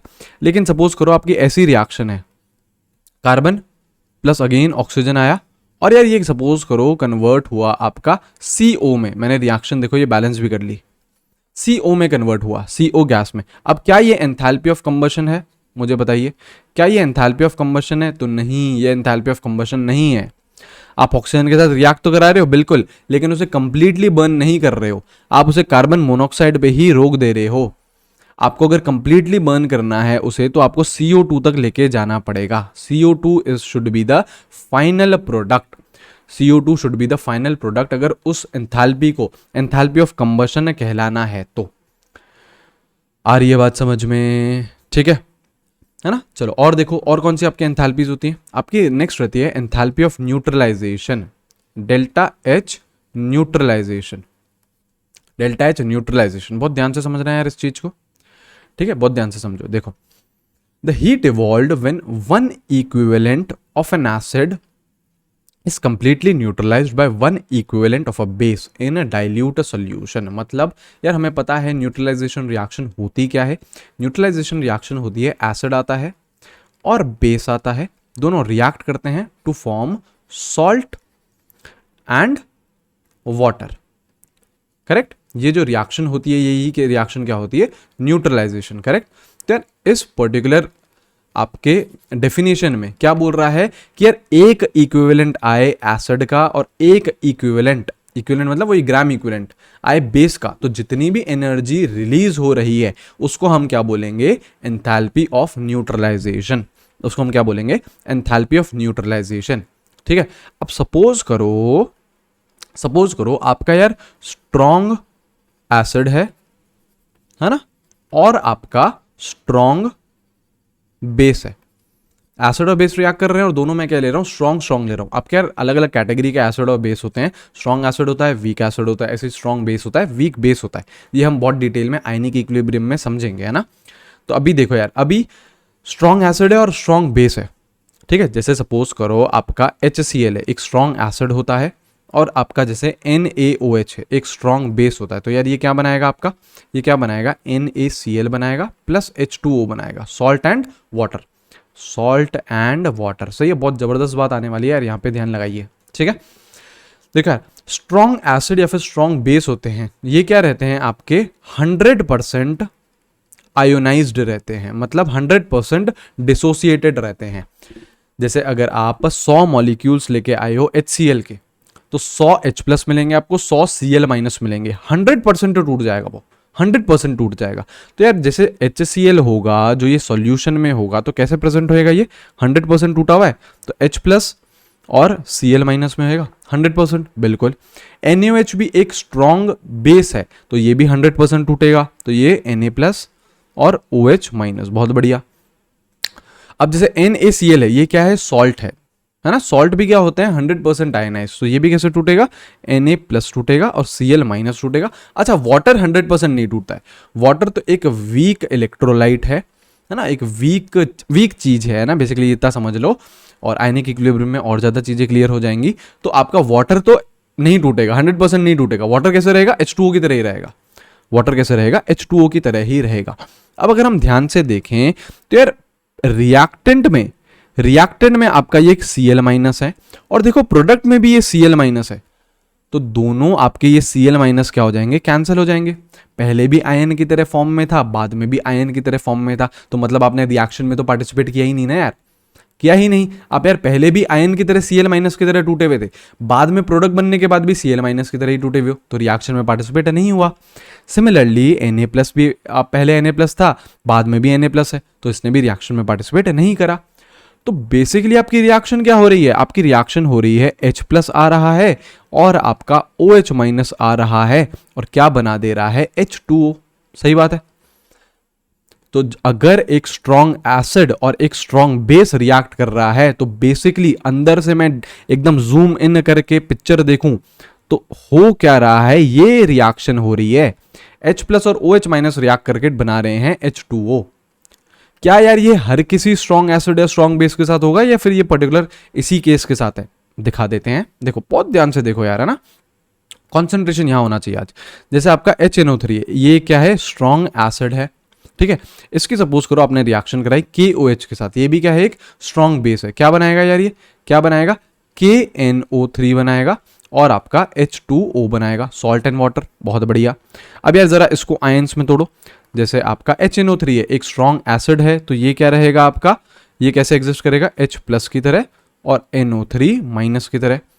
KOH है, एक स्ट्रॉन्ग बेस है, तो ये कैसे एग्जिस्ट करेगा? K प्लस की तरह और OH माइनस की तरह। KNO3 है, ये सॉल्ट है, ये कैसे एग्जिस्ट करेगा? K प्लस की तरह और NO3 माइनस की तरह। और वाटर, वाटर को छोड़ दो, water as it is water की तरह ही एग्जिस्ट करेगा, आयंस में नहीं टूटेगा। यहाँ पे देखो NO3 माइनस, NO3 माइनस, ये K प्लस, ये K प्लस। मतलब यार आप तो रिएक्शन में पार्टिसिपेट ही नहीं कर रहे हो। तो अगेन रिएक्शन क्या आ गई? H प्लस आया और OH माइनस आया और क्या बना दिया आपका? H2O। तो मेरे शेरों, इस दो एग्जाम्पल से क्या समझ में आ रहा है? हमें ये समझ में आ रहा है कि यार कोई सा भी स्ट्रॉन्ग एसिड ले आओ, कोई सा भी स्ट्रॉन्ग बेस ले आओ, अगर उन दोनों की रिएक्शन होएगी तो अल्टीमेटली कुछ आयंस कैंसिल आउट हो जाएंगे और जो अल्टीमेट फाइनल रिएक्शन होएगी वो क्या होएगी? H प्लस आता है, OH माइनस आता है, वाटर बना देता है। H प्लस आता है, OH माइनस आता है, वाटर बना देता है। सही है। तो यार अगर आप लोग ही मुझे बताइए, अगर यार आप लोग ही मुझे बताओ, एक सेकेंड, यस, आप लोग ही मुझे बताइए कि अगर आपकी रिएक्शन सेम है, बेसिकली रिएक्शन क्या है? रिएक्शन क्या है? H प्लस आ रहा है और OH माइनस आ रहा है और पानी बना दे रहा है। अगर यार रिएक्शन ही सेम है, हर बार सेम है स्ट्रॉन्ग एसिड और स्ट्रॉन्ग बेस के केस में, तो क्या एंथैल्पी स्ट्रॉन्ग बेस और स्ट्रॉन्ग एसिड के केस में फिक्स हो जाएगी? मेरे शेरों, अगर रिएक्टेंट और प्रोडक्ट सेम हो गए, रिएक्टेंट्स और प्रोडक्ट सेम हो गए तो एंथैल्पी भी तो फिक्स हो गई। तो मैं यहाँ पे क्या लिख सकता हूँ? नोट, बहुत जबरदस्त नोट है कि एंथैल्पी ऑफ न्यूट्रलाइजेशन किसकी? Of strong acid and strong base is fixed. और कितनी रहती है वैल्यू? वैल्यू कितनी रहती है? उसकी वैल्यू क्या रहती है? फिक्स्ड है तो कुछ ना कुछ वैल्यू रहेगी ना यार। इसकी वैल्यू कितनी रहती है? -13.7 किलो कैलोरी पर इक्विवेलेंट, है ना। एक इक्विवेलेंट की बात कर रहे हैं ना। और अगर हम लोग किलो जूल में कन्वर्ट कर लें तो it is -57.3 kilo joule per equivalent. ये चीज फिक्स है, लेकिन किसके लिए है? सिर्फ और सिर्फ स्ट्रॉन्ग एसिड और स्ट्रॉन्ग बेस के लिए। वीक एसिड और वीक बेस की बात नहीं कर रहे हैं, वो भी करने वाले हैं, थोड़ी देर में करने वाले हैं। क्यों फिक्स है? क्योंकि मेरे शेरों रिएक्टेंट सेम हो गया, प्रोडक्ट सेम हो गया। जब यार रिएक्शन ही सेम है, कोई सा भी एसिड ले आओ स्ट्रॉन्ग एसिड, कोई सा भी स्ट्रॉन्ग बेस ले आओ, जब रिएक्शन ही सेम है तो एंथैल्पी भी क्या रहेगी? सेम रहेगी। वैल्यू क्या है? ये दो लिख दिए, किलो कैलोरी में अलग है, किलो जूल में अलग है। करेक्ट। जैसे देखो ये इस इक्वेशन से बहुत जबरदस्त तरीके से आप लोगों को समझ में आ जाएगा। ठीक है, देखो बहुत ध्यान से देखो, है ना। जैसे देखो, ये क्या है? एक आपका HCl, ये क्या है? आपका स्ट्रॉन्ग एसिड है, ठीक है। NaOH, ये क्या है? आपका स्ट्रॉन्ग बेस है। बहुत बढ़िया। ये किसमें बना रहा है? आपका NaCl और H2O बन रहा है, सॉल्ट एंड वाटर बन रहा है। हमें पता है, हमारा दिमाग क्या चल रहा है कि अल्टीमेटली रिएक्शन तो क्या हो रही होगी? अल्टीमेटली रिएक्शन तो वही हो रही है, H प्लस और OH माइनस बना रहे हैं आपका वाटर। करेक्ट। अब सपोज करो आपका H प्लस का एक इक्विवेलेंट आया, है ना। जैसे HCl, मेरी बात सुनो, अगर HCl जैसे टूटेगा तो कैसे टूटेगा? H प्लस और Cl माइनस की तरह। तो उसका एक इक्विवेलेंट आया। NaOH का भी कितना इक्विवेलेंट आया? एक इक्विवेलेंट आया। तो आपकी एनर्जी कितनी रिलीज होगी? 13.7 किलो कैलोरी। सही है, एक इक्विवेलेंट की कितनी थी देखो, पर इक्विवेलेंट है ना, तो कितनी थी -13.7। सपोज करो आपका दो इक्विवेलेंट आए HCl के और दो इक्विवेलेंट आए OH माइनस के, तो कितनी होगी 2 इंटू -13.7 होगी। एक का यार -13.7 था, है ना, तो दो का कितना होगा 2 इंटू -13.7। तीन तीन इक्विवेलेंट आए तो 3 हो जाएगा। अब यार यहाँ पे ये जो दो केसेस हैं, ये दो केसेस थोड़े से समझने वाले हैं, बहुत आसान है यार, कोई दिक्कत नहीं है। देखो HCl का आप कितने इक्विवेलेंट लेके आए हो, 4 इक्विवेलेंट। कितना लेके आए हो, 4 इक्विवेलेंट लेके आए हो, ठीक है। और NaOH के आप कितने लेके आए हो, 5 इक्विवेलेंट लेके आए हो। तो मेरे शेरो ये बताओ कि इस पर्टिकुलर केस में ये जो HCl वाला है ये एक तरीके से लिमिटिंग रिएजेंट का काम करेगा। ये कम लेके आए हो ना यार इक्विवेलेंट, तो जब H प्लस और OH माइनस रिएक्ट करेंगे तो बोल रहा है कि यार हम H प्लस तो यार 4 रिएक्ट कर लेंगे और OH माइनस 5 हैं, तो बोल रहे हैं हम ज़्यादा हैं, तो ज़्यादा है तो क्या करें यार, उसमें कोई दिक्कत की बात नहीं है। आप तो यार कम वाला लोगे ना ऑब्वियसली, ये लिमिटिंग रिएजेंट की तरह काम करेगा। जैसे आपके H प्लस के इक्विवेलेंट आए 4 इक्विवेलेंट और आपके OH माइनस के आए 5 इक्विवेलेंट, ठीक है, तो ये वाटर बना लेगा। तो बेसिकली रिएक्ट कितने होंगे, OH माइनस के रिएक्ट कितने करेंगे, 4 ही तो करेंगे। 4 इक्विवेलेंट OH माइनस के और 4 इक्विवेलेंट H प्लस के रिएक्ट करेंगे, करेक्ट। एक इक्विवेलेंट OH माइनस का बच जाएगा, बच जाएगा तो बच जाएगा यार, उसका हम क्या करें, उसका हम कुछ नहीं कर सकते। तो बेसिकली आपको क्या लेना है, लिमिटिंग केस लेना है, ठीक है। ऐसे ही जैसे देखो इधर आप लोग 3 इक्विवेलेंट लेके आए हो, करेक्ट, और इधर आप लोग 5 इक्विवेलेंट लेके आए हो, तो ऑब्वियसली लिमिटिंग रिएजेंट इसमें अगेन कौन है, ये एसिड है। तो अगेन देखो इधर 3 से मल्टीप्लाई करा है 13.7 को, इधर 4 से करा था क्योंकि 4 था, आपके 4 इक्विवेलेंट थे सबसे मिनिमम, करेक्ट। तो अगेन आपको लिमिटिंग रिएजेंट का इधर फंडा लगाना है। आ रही है बात समझ में, क्वेश्चन कराऊंगा अभी, क्वेश्चन कराऊंगा इसमें।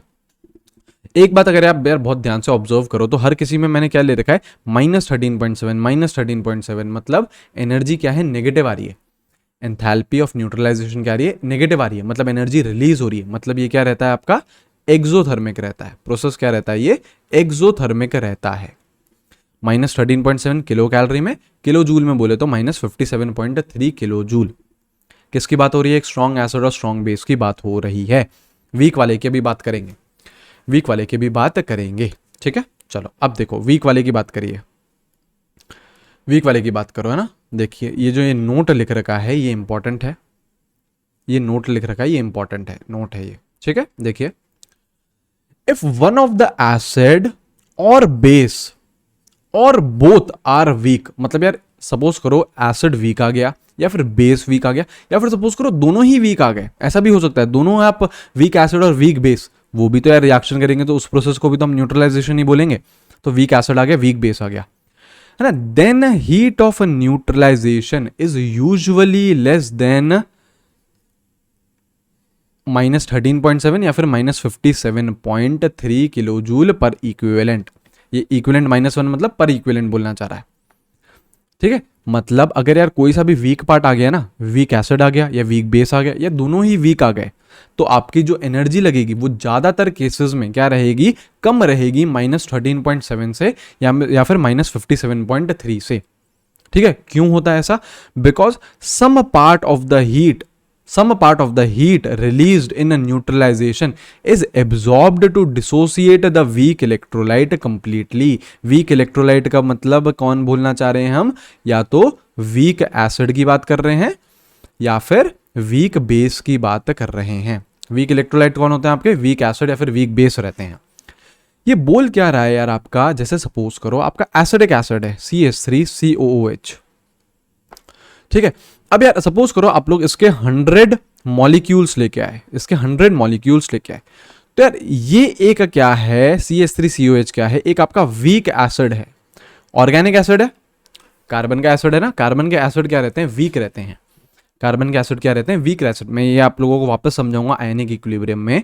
तो ये यार जब से टूटेगा, ये जब टूटेगा तो पहली बात तो यार ऐसे इक्विलिब्रियम एस्टैब्लिश होता है, वीक इलेक्ट्रोलाइट्स के केसेस में इक्विलिब्रियम एस्टैब्लिश होता है, उसको छोड़ दो, कोई दिक्कत नहीं है ना। अभी इक्विलिब्रियम की नॉलेज नहीं है, इस सिंबल को इग्नोर करो, आप लोगों के लिए अभी ये कोई मैटर नहीं करता है, ठीक है। मैं बताऊंगा जब इक्विलिब्रियम में समझाऊंगा आपको, ठीक है। CH3CO- plus H+। तो जैसे अगर आप इसके 100 मॉलिक्यूल्स लेके आए हो ना, तो ये पूरे के पूरे नहीं टूटेंगे। सपोज करो इसका आपका 5 INC मिलेंगे और इसके भी 5 INC मिले, तो यार पूरा नहीं टूटा ना। आपको क्या एक्सपेक्टेड था कि यार 100 मॉलिक्यूल्स लेके आया मैं, तो 100 मेरे को आयंस अलग अलग बनने चाहिए थे, H+ के 100, CH3COO- के 100, लेकिन बन कितने रहे हैं, 5 बन रहे हैं। मतलब बहुत कम डिसोसिएट हो रहा है, 100 में से 5 मॉलिक्यूल्स ही टूट रहे हैं। तो इनको बोलते हैं हम वीक इलेक्ट्रोलाइट्स या फिर वीक एसिड या फिर वीक बेस, जो 100% नहीं टूटते हैं। They are not 100% ionized. Strong वाले तो 100% थे, ये 100% नहीं होते हैं।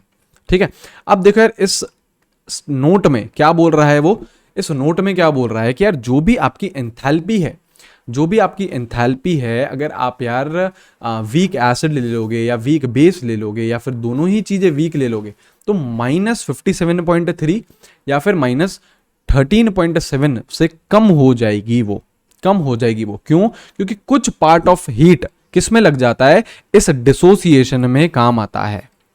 कुछ पार्ट ऑफ हीट हमारी वेस्ट हो जाती है एक तरीके से, किसमें, इसके डिसोसिएशन या फिर इसके आयनाइजेशन में।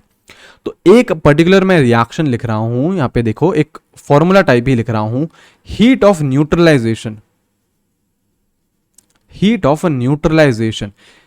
इसको आप लोग दो पार्ट में डिवाइड कर सकते हो। कैसे? एक तो यार आपका -57.3 किलो जूल पर इक्विवेलेंट, ये प्लस डेल्टा एच आयनाइजेशन, किसकी, एंथैल्पी ऑफ आयनाइजेशन, किसका, वीक पार्ट का। या तो यार वीक एसिड हो सकता है या फिर वो वीक बेस हो सकता है ना। अब देखो बहुत ध्यान से समझ रहे हैं यार, एकदम है ना, मजा आ जाएगा आप लोगों को। जैसे पिछले वाले केस में मैं क्या ले रहा था, स्ट्रॉन्ग एसिड ले रहा था, स्ट्रॉन्ग बेस ले रहा था। तो स्ट्रॉन्ग एसिड और स्ट्रॉन्ग बेस के केस में आप लोगों को आयनाइजेशन की एंथैल्पी आपकी क्या होती है, 0। मतलब आपको यार कुछ एक्स्ट्रा एनर्जी खर्च नहीं करनी होती है, वो बोलते हैं अपने आप ही हम आयनाइज हो जाते हैं, कोई दिक्कत नहीं है। तो जब मैं स्ट्रॉन्ग एसिड और स्ट्रॉन्ग बेस ले रहा था, तो ये जो हीट एंथैल्पी ऑफ आयनाइजेशन थी, ये क्या थी, 0। तो आपकी हीट ऑफ न्यूट्रलाइजेशन किसके बराबर आ रही थी, -57.3 के बराबर आ रही थी। लेकिन जैसे ही कोई वीक पार्ट आ जाता है, वीक एसिड आ जाता है या फिर वीक बेस आ जाता है या फिर दोनों ही वीक आ गए, तो मेरे को उसको आयनाइज करना पड़ेगा। तो मेरी कुछ एनर्जी क्या हो रही है, खर्चा हो रही है। ये क्या रहती है, पॉजिटिव आती है, मतलब आपको एनर्जी देनी पड़ रही है, मतलब एनर्जी एब्जॉर्ब हो रही है, आपकी एनर्जी वेस्ट हो रही है एक तरीके से। ठीक है, स्ट्रॉन्ग एसिड और स्ट्रॉन्ग बेस के केस में ऐसा कुछ था नहीं, वो बोल रहे थे हमको एंथैल्पी ऑफ आयनाइजेशन चाहिए ही नहीं, तो वो वैल्यू क्या होती थी, यहाँ पे 0 होती थी। अगर कोई वीक पार्ट है तो उसकी हम लोग एनर्जी ऐड करेंगे। ठीक है, देखो इक्वेशन कराऊंगा, इसमें मैं इक्वेशन भी लेके आया हूँ, बिल्कुल लेके आया हूँ, चलो, है ना। Enthalpy of formation, sorry enthalpy of neutralization, हमने ये सब देखो, स्ट्रॉन्ग एसिड स्ट्रॉन्ग बेस का देखा, वीक एसिड अगर या फिर वीक बेस या फिर दोनों वीक आ गए तो क्या होता है, ये देखा। इसमें देखो एक ध्यान से वर्ड देखो, इसमें क्या लिखा है, यूजुअली। मतलब यार 99% केसेस में अगर कोई वीक एसिड आ गया या वीक बेस आ गया या दोनों ही वीक आ गए, तो एनर्जी न्यूट्रलाइजेशन की कम रहेगी -13.7 से या फिर -57.3 से कम रहेगी यूजुअली 99% केसेस में। लेकिन chemistry is all about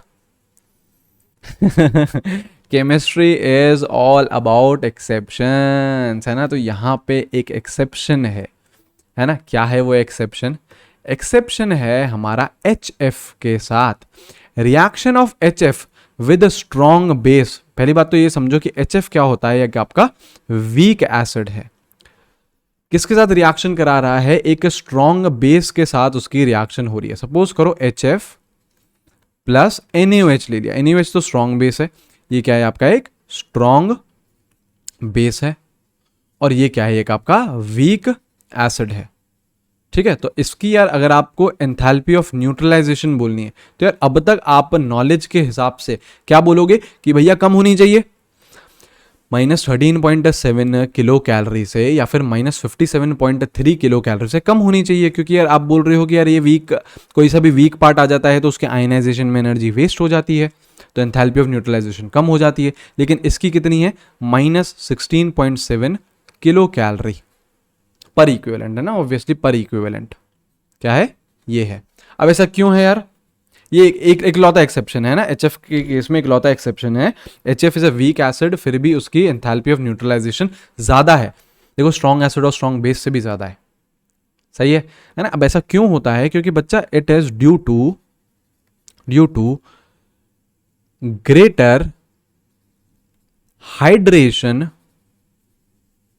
enthalpy, it is due to greater hydration enthalpy of F minus ion. कैसे होता है यार, बहुत ध्यान से समझना है। आपका जैसे यार HF है तो ये कैसे टूटेगा, H प्लस और F माइनस में। तो यार ये रहा आपका F माइनस आयन। इसमें देखो यार, ये जैसे मैं F माइनस बनाना चाहूं तो यार इसकी जैसे ये इसका न्यूक्लियस है ना, ये इसका आपका, या ऐसे बनाना चाहें तो ये जैसे आपका F माइनस आयन बनाना चाह रहा हूं मैं, ठीक है, -1। F माइनस की यार साइज क्या रहेगी, छोटी रहेगी। और इसमें यार आपने बहुत सारे ऐसे इलेक्ट्रॉन भर रखे, साइज छोटी है, इलेक्ट्रॉन ज्यादा है, तो इसके पास क्या है, बहुत ज्यादा इलेक्ट्रॉन की डेंसिटी है, बहुत ज्यादा इसकी इलेक्ट्रॉन की डेंसिटी है। It's electron density is very very high. Electron density अगर बहुत ज्यादा हाई है तो यार क्या होता है, जैसे ही आप इसको पानी में डालोगे, जैसे आप इसे पानी में डालोगे तो पानी एक होता है डाइपोल, H2O, O इधर H इधर H, this is H plus H minus H plus, correct. तो देखो यार F माइनस है और वाटर भी क्या है, डाइपोल है, तो यहां पे यार इसको हाइड्रोजन का एंड अप्रोच करने लग जाता है, ठीक है, इसको हाइड्रोजन का एंड क्या करने लग जाता है, अप्रोच करने लग जाएगा। सही बात है, क्योंकि हाइड्रोजन पे क्या है, डेल पॉजिटिव है, और फ्लोरीन पे क्या है, नेगेटिव चार्ज है, तो यहाँ पे क्या रहेंगे, कुछ ना कुछ फोर्सेस रहेंगे। तो बहुत तगड़ी तरीके से ये क्या होता है, आपके वाटर मॉलिक्यूल्स उसे घेर लेते हैं। क्यों घेर लेते हैं बहुत ज्यादा तगड़ी तरीके से, क्योंकि यार इसकी चार्ज डेंसिटी बहुत ज्यादा है।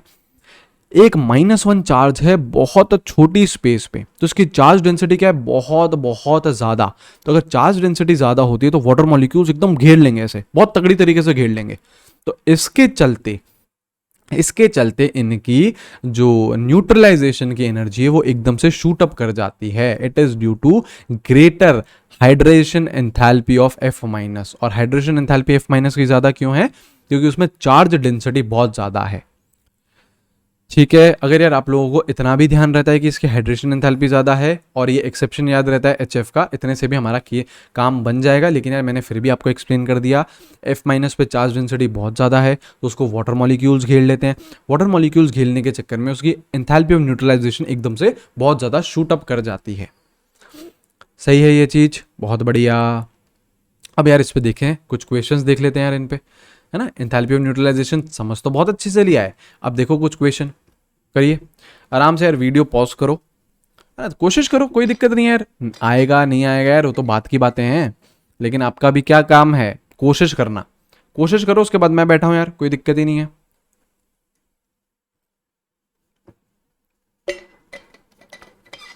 बोल रहा है the heat of neutralisation of LiOH and HCl at 25 degree Celsius is इतना, the heat of ionization of LiOH will be. पहली बात तो ये देखो कि आपकी सीधी सीधी जो हीट आ रही है, हीट ऑफ न्यूट्रलाइजेशन आ रही है, क्या वो जैसे किलो जूल में है ना, किलो जूल में है, तो यार क्या ये -57.3 से कम है, बिल्कुल।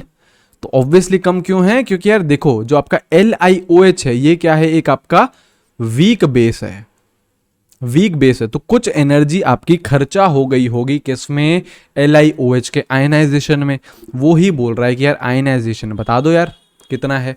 तो क्या था आपका, वो मैंने रिएक्शन आपको क्या लिखवाई थी, हीट ऑफ न्यूट्रलाइजेशन, एक फॉर्मूला टाइप का लिखवाया था ना, heat of neutralization is equal to -57.3 kilo joule में बात हो रही है तो इसमें किलो कैलोरी में बात होती तो -13.7 लिख देते, प्लस डेल्टा H आयनाइजेशन, आई का मतलब आयनाइजेशन बोल रहा हूं, और किसका, LiOH का, इस पर्टिकुलर केस में HCl तो स्ट्रॉन्ग एसिड है, उसकी आयनाइजेशन की थोड़ी ना जरूरत है, वीक पार्ट की होती है आयनाइजेशन की जरूरत, ठीक है। अगर सपोज करो यार आपका वीक एसिड ही आ जाता, दोनों वीक बेस है वीक एसिड है, तो यहां पे मैं दो टर्म लिख देता, वीक एसिड का भी लिखता, वीक बेस का भी लिखता। अभी हाल फिलहाल तो एक क्या है, वीक बेस है तो एक ही टर्म लिख दिया। अब हीट ऑफ न्यूट्रलाइजेशन आपको कितनी दे देगा, 34.868। अब यहां पे यार एक और चीज आपको इतनी दिमाग में रखनी है कि यार जो एंथैल्पी ऑफ न्यूट्रलाइजेशन रहती है वो क्या रहती है, नेगेटिव, मतलब वो प्रोसेस क्या रहता है, एक्सोथर्मिक। तो बेसिकली इट इज 34.868, तो ये नहीं है, ये क्या है, -34.868 है। वो आपको अज्यूम कर रहा है कि यार हीट ऑफ न्यूट्रलाइजेशन आपको पता होना चाहिए कि it is always negative, always. जिसका भी यार मैं होगा मैं आपको बताते हुए चलूंगा, आप टेंशन नहीं लो, ठीक है। Is equals to -57.3 plus enthalpy of ionization of LiOH। तो एंथैल्पी ऑफ आयनाइजेशन किसकी, LiOH की, कितनी आ रही है, इसको इधर ले जाओ तो 57.3 माइनस 34.868 कितनी आएगी, ये जितनी भी आएगी किस में आएगी, किलो जूल में आएगी। निकाल लेना यार, कोई दिक्कत नहीं है। आ रही है बात समझ में? तो देखो यार, ये क्वेश्चन ये प्रूव कर रहा है कि ये जो आपकी जो एंथैल्पी ऑफ न्यूट्रलाइजेशन है तो ऑब्वियसली कम आ रही है स्ट्रॉन्ग एसिड और स्ट्रॉन्ग बेस से। तो जो कम आ रही है वो जो वेस्टेज हो रही है वो कहां जा रहा है, आयनाइजेशन ऑफ वीक पार्ट में, आयनाइजेशन ऑफ वीक पार्ट में। क्लियर हुआ है? और क्वेश्चन करो, और क्वेश्चन है ना। अब यहां पे हम कुछ और चीज सीखेंगे, हालांकि ये क्वेश्चन अब आप लोगों से होना चाहिए। जितनी मैंने आप लोगों को चीजें बता दी हैं वो अगर वो चीज अप्लाई करोगे तो आपसे हो जाएगा, बिल्कुल बिल्कुल बिल्कुल हो जाएगा। करिए। जैसे आपका 0.1 मोलर और 200 सेंटीमीटर क्यूब और ml क्या रहते हैं, सेम रहते हैं। मतलब basically 1 centimetre cube is what 1 ml, ठीक है। ऐसे ही 1 decimetre cube is what 1 litre, ठीक है। चलो, ये किसका दे रखा है, H2SO4 का दे रखा है, बहुत बढ़िया बहुत बढ़िया, है ना। और आपको ये किसका कितना दे रखा है, 0.2 मोलर 150 ml किसका, KOH का, ठीक है। आपको यार हीट ऑफ न्यूट्रलाइजेशन क्या रहती है, पर इक्विवेलेंट रहता है, तो आपको इसको इक्विवेलेंट में कन्वर्ट करना पड़ेगा। आपको किस में कन्वर्ट करना पड़ेगा, इक्विवेलेंट में। तो देखो यार, है ना, इधर मैं लिख सकता हूं, ऐसे लिख सकता हूं 0.2 लीटर लिख सकता हूं, बिल्कुल। इसे क्या लिख सकता हूं, 0.15 लीटर लिख सकता हूं, लीटर में ले लो। अगर यार मैं यहां से मोल्स निकालू, है ना, या फिर ऐसा करो इस मोलारिटी को कन्वर्ट कर दो नॉर्मेलिटी में, तो क्या होता था, normality equals to molarity into n factor होता था। क्या चीज याद आ रही है, ये चीज याद आ रही है ना। देखो तो नॉर्मेलिटी इक्वल्स टू मोलारिटी कितनी है 0.1, एन फैक्टर H2SO4 का कितना रहता है 2, तो नॉर्मेलिटी कितनी आ गई आपकी 0.2 नॉर्मेलिटी आ गई। सही है, सही है। यहां पे भी अगर मैं नॉर्मेलिटी निकालूं KOH की तो कितने आ जाएगी 0.2, और KOH में आपका एन फैक्टर कितना रहेगा 1, तो 0.2 इंटू 1, तो नॉर्मेलिटी कितनी आ गई 0.2। बहुत बढ़िया। अगर हमसे पूछे कोई ग्राम इक्विवेलेंट बताओ, किस ग्राम इक्विवेलेंट बताओ, तो कैसे निकालेंगे ग्राम इक्विवेलेंट, ग्राम इक्विवेलेंट कैसे निकालेंगे, नॉर्मेलिटी का फॉर्मूला होता है ग्राम इक्विवेलेंट अपॉन वॉल्यूम। तो ग्राम इक्विवेलेंट कैसे निकालेंगे, normality into volume, it is basically normality into volume. Normality कितनी है 0.2, वॉल्यूम कितनी है 0.2, तो ग्राम इक्विवेलेंट कितने आ गए उसके 0.04। बहुत बढ़िया। इसके ग्राम इक्विवेलेंट निकालो, पर इक्विवेलेंट था ना, पर इक्विवेलेंट, तो मैं ग्राम इक्विवेलेंट पहले निकालूं तो सही, कितना नॉर्मेलिटी इंटू 0.15, ये कितना आएगा आपका, कितना आएगा ये देखो 0.03, सही है 0.03 आएगा, बिल्कुल बिल्कुल। कितना आएगा यार ये 2 इंटू 15 करो ना, कितना हो गया 30 हो गया, करेक्ट। और 3 डेसिमल के बाद आप वो लगा देंगे तो 0.03, एक ही बात है ना, एक ही बात है, ठीक है। तो इतना आ जाएगा। अब आपको क्या करना है, एक इक्विवेलेंट की आपकी होती थी -13.7 किलो कैलोरी, सही है। अब देखो यार यहाँ पे 0.04 है और यहाँ पे 0.03 है। अब क्या करोगे, लिमिटिंग रिएजेंट कौन है, लिमिटिंग रिएजेंट ये है, तो आपका आंसर क्या रहेगा 0.03 इंटू -13.7 किलो कैलोरी, या फिर 0.03 इंटू -57.3 किलो जूल। करेक्ट है, लिमिटिंग रिएजेंट वाला लगा। एक इक्विवेलेंट की बेटा -13.7 होती है, इसमें 0.04 है, इसमें 0.03 है। लिमिटिंग रिएजेंट कौन है 0.03 वाला, कम है, वो कम मात्रा में प्रेजेंट है, ठीक है। तो 0.03 इंटू -13.7 किलो कैलोरी, या फिर किलो जूल में निकालना है तो -57.3। क्लियर, सही है। तो देख रहे हो यार, यहाँ पे हम लोगों को चैप्टर्स मिक्स हो रहे हैं यार, ये मैं आपको बहुत अच्छे लेवल के क्वेश्चन करवा रहा हूँ यार, है ना, ताकि यार हम लोग अगर एक ऊपर लेवल की ही प्रैक्टिस करेंगे तो हमको यार इसके नीचे नीचे के क्वेश्चन ईजी लगेंगे और आप लोगों को कॉन्फिडेंस बिल्ड होएगा कि जब आपके क्वेश्चंस होने लगेंगे। ठीक है, तो यार यहाँ पे मोल कॉन्सेप्ट का भी काम आया हमारा, फिर हमको न्यूट्रलाइजेशन की नॉलेज होनी चाहिए थी, है ना। तो यहाँ से ऐसे टाइप के क्वेश्चंस होंगे। और देखो यार, चलो ये वाला क्वेश्चन देखिए। अब ये वाला क्वेश्चन आसान है। स्टार्टिंग के 2 क्वेश्चन हमने डिफिकल्ट टाइप के या फिर एक अच्छी चीज़ सीखने के लिए ले लिए। ये वाला क्वेश्चन अब देखो आसान है। कैसे है?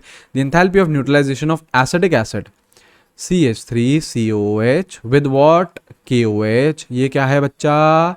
वीक एसिड है। ये क्या है? स्ट्रॉन्ग बेस है। तो इनकी जो एनर्जी आएगी वो कम आएगी 57.3 से, है ना। अब देखो इसमें 57.2 दे रखा है, इतना अप्रॉक्सीमेशन चलता है। एनर्जी क्या रहेगी? कम रहेगी। क्यों? क्योंकि कुछ एनर्जी कहाँ खर्च हो जाएगी आपकी? वीक एसिड के आयनाइजेशन में। सही है, तो it is what? Less than 57.2 kilo joule.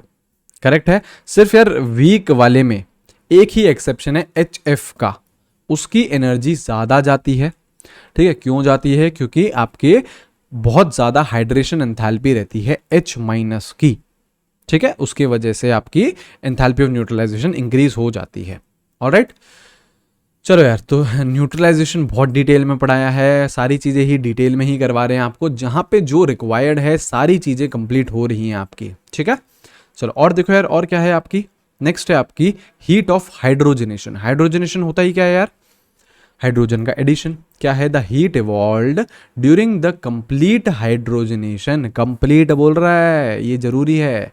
Hydrogenation of 1 mole unsaturated organic compound into its saturated compound. मतलब आपके पास एक सैचुरेटेड कंपाउंड है, उसको आपको कन्वर्ट करना है। अनसैचुरेटेड कंपाउंड है, उसको आपको कन्वर्ट करना है सैचुरेटेड कंपाउंड में। इसमें यार जितनी भी एनर्जी लग रही है वो क्या रहेगी? हीट ऑफ हाइड्रोजनेशन कहलाएगी। द हीट इवॉल्व्ड बोल रहा है, हीट एनर्जी क्या हो रही है? इवॉल्व हो रही है। मतलब ये भी क्या प्रोसेस हो गया?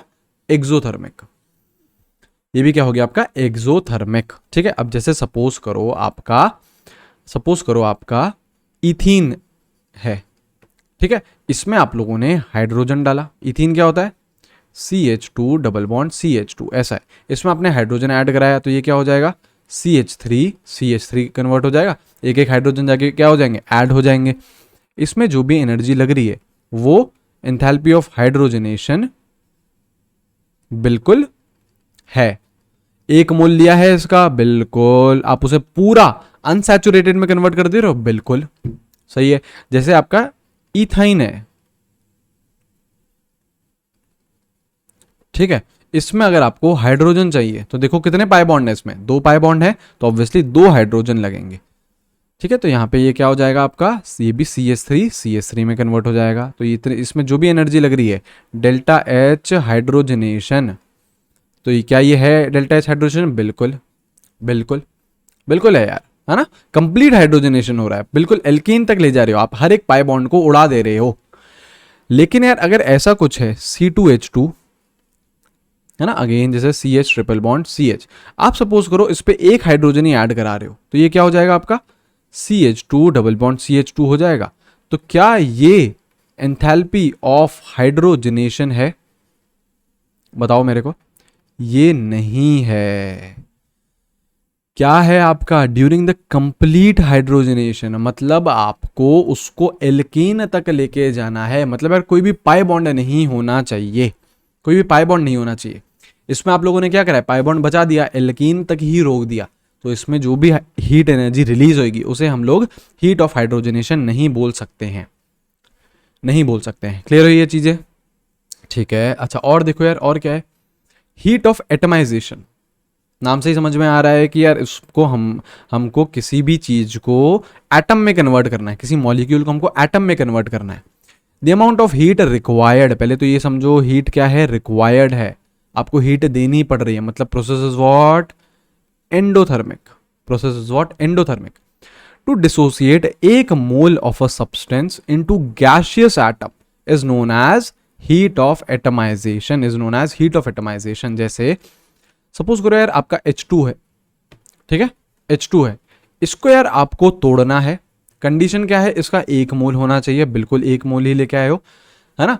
और आपको उसको जिसमें भी तोड़ना है वो क्या होने चाहिए, गैशियस एटम्स में कन्वर्ट होना चाहिए वो।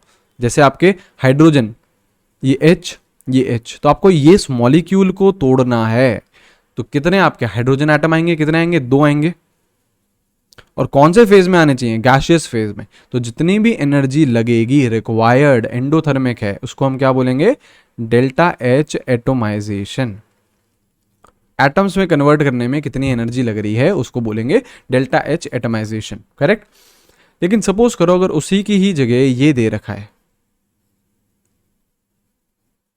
ये दे रखा है, क्या ये एंथैल्पी ऑफ एटमाइजेशन है, नहीं। यहां पे कितना मोल लग रहा है, हाफ मोल, हाफ मोल नहीं 1 मोल होना चाहिए। जिसको भी आपको एटम्स में कन्वर्ट करना है, आपको इसको H2 में एटम्स में कन्वर्ट करना है, तो आपको H2 का कितना मोल लेके आना है, 1 मोल। तो ये एंथैल्पी ऑफ एटमाइजेशन नहीं है, ये एंथैल्पी ऑफ एटमाइजेशन नहीं है। और यार ये चीज ध्यान रखनी है, जो एंथैल्पी ऑफ एटमाइजेशन है वो प्रोसेस क्या है, एंडोथर्मिक है। प्रोसेस क्या है, वो एंडोथर्मिक है। क्लियर हुई ये चीजें। और देखो यार, और आपकी क्या रहती है enthalpies, enthalpy of transformation. Enthalpy of transformation बोले तो यार वो सॉलिड टू लिक्विड जा रहा है, लिक्विड टू गैस जा रहा है, जो भी वो फेज ट्रांसफॉर्म हो रहा है उसमें आप लोग बताइए जितनी एनर्जी लग रही है उसे हम बोल रहे हैं एंथैल्पी ऑफ ट्रांसफॉर्मेशन या फिर हीट ऑफ ट्रांसफॉर्मेशन। जैसे सबसे पहले क्या है, हीट ऑफ फ्यूजन या फिर एंथैल्पी ऑफ फ्यूजन, इसको लिख सकते हैं delta H fusion. Delta H fusion क्या है, the required amount of heat to convert 1 mole solid, fusion का मतलब ही क्या होता है, solid to into liquid at its melting point is known as a heat of fusion. The amount of heat required, obviously यार solid से liquid convert करना है तो heat energy आपको देनी पड़ेगी। जैसे आपका H2O है, ये solid form में है, इसे convert कर रहे हो यार आप H2O एक liquid form में, तो ये क्या है, डेल्टा H, इसको हम क्या बोलेंगे, फ्यूजन। सॉलिड से लिक्विड जाने प्रोसेस को हम क्या बोलते हैं, फ्यूजन। अरे बात समझ में। ऐसे यार सपोज करो वेपराइजेशन है, तो the heat, the required amount of heat to convert 1 mole of a liquid into gas at its boiling point. जैसे H2O लिक्विड है, 1 मोल लेके आए हो, बहुत बढ़िया, किस में कन्वर्ट कर दो यार इसको, H2O गैस में कन्वर्ट कर दो। किस में कन्वर्ट कर दो, H2O गैस में। तो इसमें जितनी भी एनर्जी लगेगी इसको मैं क्या बोलूंगा, डेल्टा एच वेपराइजेशन। क्या बोलूंगा इसे, डेल्टा एच वेपराइजेशन। सही है, ऑलराइट। बहुत आसान है यार, बहुत आसान है। अब heat of sublimation, sublimation process क्या होता है, जब सॉलिड डायरेक्टली कन्वर्ट हो जाता है गैस में या फिर वेपर्स में, the required amount of heat to convert 1 mole of solid to gas at a certain temperature, उस टेम्परेचर को बोलते हैं sublimation temperature, is known as heat of sublimation. जैसे आपका I2 है सपोज करो, ठीक है, ये डायरेक्ट कन्वर्ट हो जाता है गैस में या फिर वेपर्स में, ठीक है, तो इसको हम क्या बोल सकते हैं, डेल्टा एच सब्लिमेशन। सब में ही यार अगर हम ध्यान दें तो सॉलिड टू लिक्विड जा रहे हो, हीट एनर्जी देनी पड़ रही है, लिक्विड टू गैस जा रहे हो, हीट एनर्जी देनी पड़ रही है, सॉलिड टू गैस जा रहे हो, हीट एनर्जी देनी पड़ रही है, मतलब process is what, endothermic. Process क्या है आपका, एंडोथर्मिक है, ठीक है। जैसे देखो यही क्वेश्चन है, the vaporization process is always, vaporization process मतलब लिक्विड से कन्वर्ट कर रहे हो किसमें, गैस में। तो कैसे कन्वर्ट होता है यार, जैसे पानी है उसको आपको गैस में कन्वर्ट करना है, तो क्या करते हो, बॉईल करते हो उसे, टेम्परेचर बढ़ाते हो, तो हीट एनर्जी आप दे रहे हो, मतलब प्रोसेस क्या है, एंडोथर्मिक है। आप एक्सटर्नली हीट उसे दे रहे हो, तो process is always what, endothermic.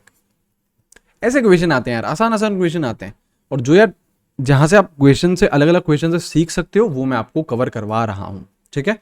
और देखो यार और क्या होता है, नेक्स्ट आपकी एंथैल्पी क्या रहती है, enthalpy of hydration, heat of hydration, ठीक है। अब ये क्या रहता है, amount of heat evolved, amount of heat evolved मतलब प्रोसेस इज व्हाट, एक्सोथर्मिक।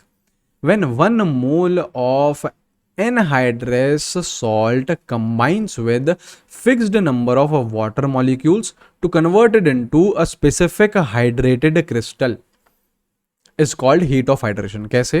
जैसे CuSO4 है, ठीक है, एनहाइड्रस फॉर्म है इसकी, एनहाइड्रस फॉर्म है, ठीक है। इसमें आपने वाटर मॉलिक्यूल्स डाले, वाटर आपने इसमें डाला तो क्या बन जाता है ये CuSO4.5H2O बन जाता है। तो इसमें जितनी भी आपकी एंथैल्पी लग रही है उसको हम क्या बोलेंगे? Delta H hydration.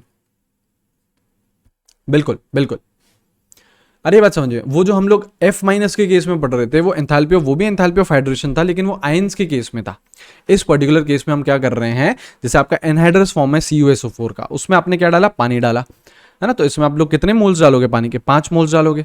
तो क्या होता है, वो अटैच हो जाते हैं, जैसे आपने पढ़ा होगा CuSO4.5H2O, ब्लू विट्रियोल भी बोलते हैं इसे। तो इसमें जितनी भी एनर्जी लग रही है उसे हम बोल रहे हैं हाइड्रेशन एंथैल्पी, ठीक है। जैसे आपका होता है कोई सा भी ले लो, जैसे FeSO4 ले लो या फिर MgSO4 ले लो, तो उसमें भी क्या रहते हैं आपके? हाइड्रेटेड सॉल्ट्स रहते हैं। वो सब भी क्या रहते हैं आपके? हाइड्रेटेड सॉल्ट्स रहते हैं। जैसे सपोज करो मैं आपको दिखाऊं, जैसे सपोज करिए दिखाऊं MgSO4, ठीक है। इसमें आप लोग सपोज करो अगेन वाटर मॉलिक्यूल्स डाले, अब इसमें कितने डालने पड़ते हैं? 7। तो ये किस में कन्वर्ट हो जाता है आपका? MgSO4.7H2O में। तो अगेन ये जो आपकी एनर्जी लग रही है ये क्या है? Delta H hydration. मतलब उसको हाइड्रेटेड फॉर्म में कन्वर्ट करने में जितनी एनर्जी लगती है उसे हम क्या बोलते हैं? डेल्टा एच हाइड्रेशन, ठीक है। तो ये डेल्टा एच हाइड्रेशन होती है। ऐसे ही एक और हाइड्रेशन एंथैल्पी होती है आपकी, एक और एंथैल्पी होती है आपकी हीट ऑफ सॉल्यूशन या फिर enthalpy of solution, delta H solution. मतलब पहले डेफिनेशन देखो, अमाउंट ऑफ हीट एब्जॉर्ब्ड और रिलीज्ड, मतलब एंडो भी हो सकती है ये और एक्सो भी हो सकती है, दोनों हो सकती है। प्रोसेस आपका एंडोथर्मिक भी हो सकता है, एक्सोथर्मिक भी हो सकता है। When 1 mole of a substance is dissolved in such a large volume of solvent, बहुत सारा वॉल्यूम लिया है, सॉल्वेंट का बहुत सारा वॉल्यूम लिया है, that further addition of solvent does not produce any more heat change is known as heat of solution। देखो देखो यार, यहां देखिए डेफिनेशन तो यार जो है सो है। जैसे सपोज करो CuSO4 था, ठीक है। दो चीजें हैं यार, CuSO4 में आपने पहले थोड़ा सा पानी डाला, थोड़ा सा पानी डाला मतलब आपने केवल 5 मोल्स डाले, तो ये किस में कन्वर्ट हो गया? CuSO4.5H2O में। ये जो यार एंथैल्पी है वो क्या है? Delta H hydration. जब आप यार उसे थोड़ा सा सॉल्वेंट डाल रहे हो, पानी क्या है? सॉल्वेंट है, थोड़ा सा डाला आपने, लेकिन अब क्या करा आपने? आपने अति कर दी, ये जैसे सॉलिड फॉर्म में है ना, आपने क्या करा? अति कर दी, मतलब बहुत सारा सॉल्वेंट लिया है, एकदम लार्ज वॉल्यूम ऑफ सॉल्वेंट लिया है। CuSO4 पे आपने क्या करा? बहुत सारा पानी डाल दिया, बहुत सारा पानी डाल दिया। अब जैसे मैं यहाँ पे मोल्स लिख ही नहीं रहा हूं, मतलब बहुत सारा पानी है, और आपने Cu सॉलिड से उसको किस में कन्वर्ट कर दिया? CuSO4 एक्वस फॉर्म में। इधर एक्वस आ गया, मतलब एकदम घुल मिल गया CuSO4। आपने जबरदस्त तरीके से उसमें पानी डाल दिया, एकदम घुल मिल दिया उसे। तो इसमें जो यार एनर्जी लग रही है उसे मैं क्या बोलूंगा? Delta H solution. दो चीजें हैं यार, बहुत बड़े प्यार से, बड़े ध्यान से आपको समझने वाली बातें हैं कि यार अगर आप जो सॉल्वेंट है वो लिमिटेड लेके आ रहे हो, बहुत कम लेके आ रहे हो, और केवल वो एक हाइड्रेटेड सॉल्ट में कन्वर्ट हो जा रहा है, जब केवल 5 वाटर मॉलिक्यूल्स ही आपकी जगह ऐड हो गए, तो उसको तो हम क्या बोल रहे हैं? Hydration enthalpy. लेकिन यार जब आपने सॉल्वेंट बहुत ज्यादा बढ़ा दिया, सॉल्वेंट आपने बहुत ज्यादा बढ़ा दिया और उसको आपने एक तरीके से एक्वस फॉर्म में लिया है, उस सॉलिड को, उसको सॉलिड से आपने सीधा किस में कन्वर्ट कर दिया? एक्वस फॉर्म में। तो इसमें यार जो एनर्जी लग रही है उसे हम क्या बोल रहे हैं? Delta H solution. उसे हम क्या बोल रहे हैं? Delta H solution.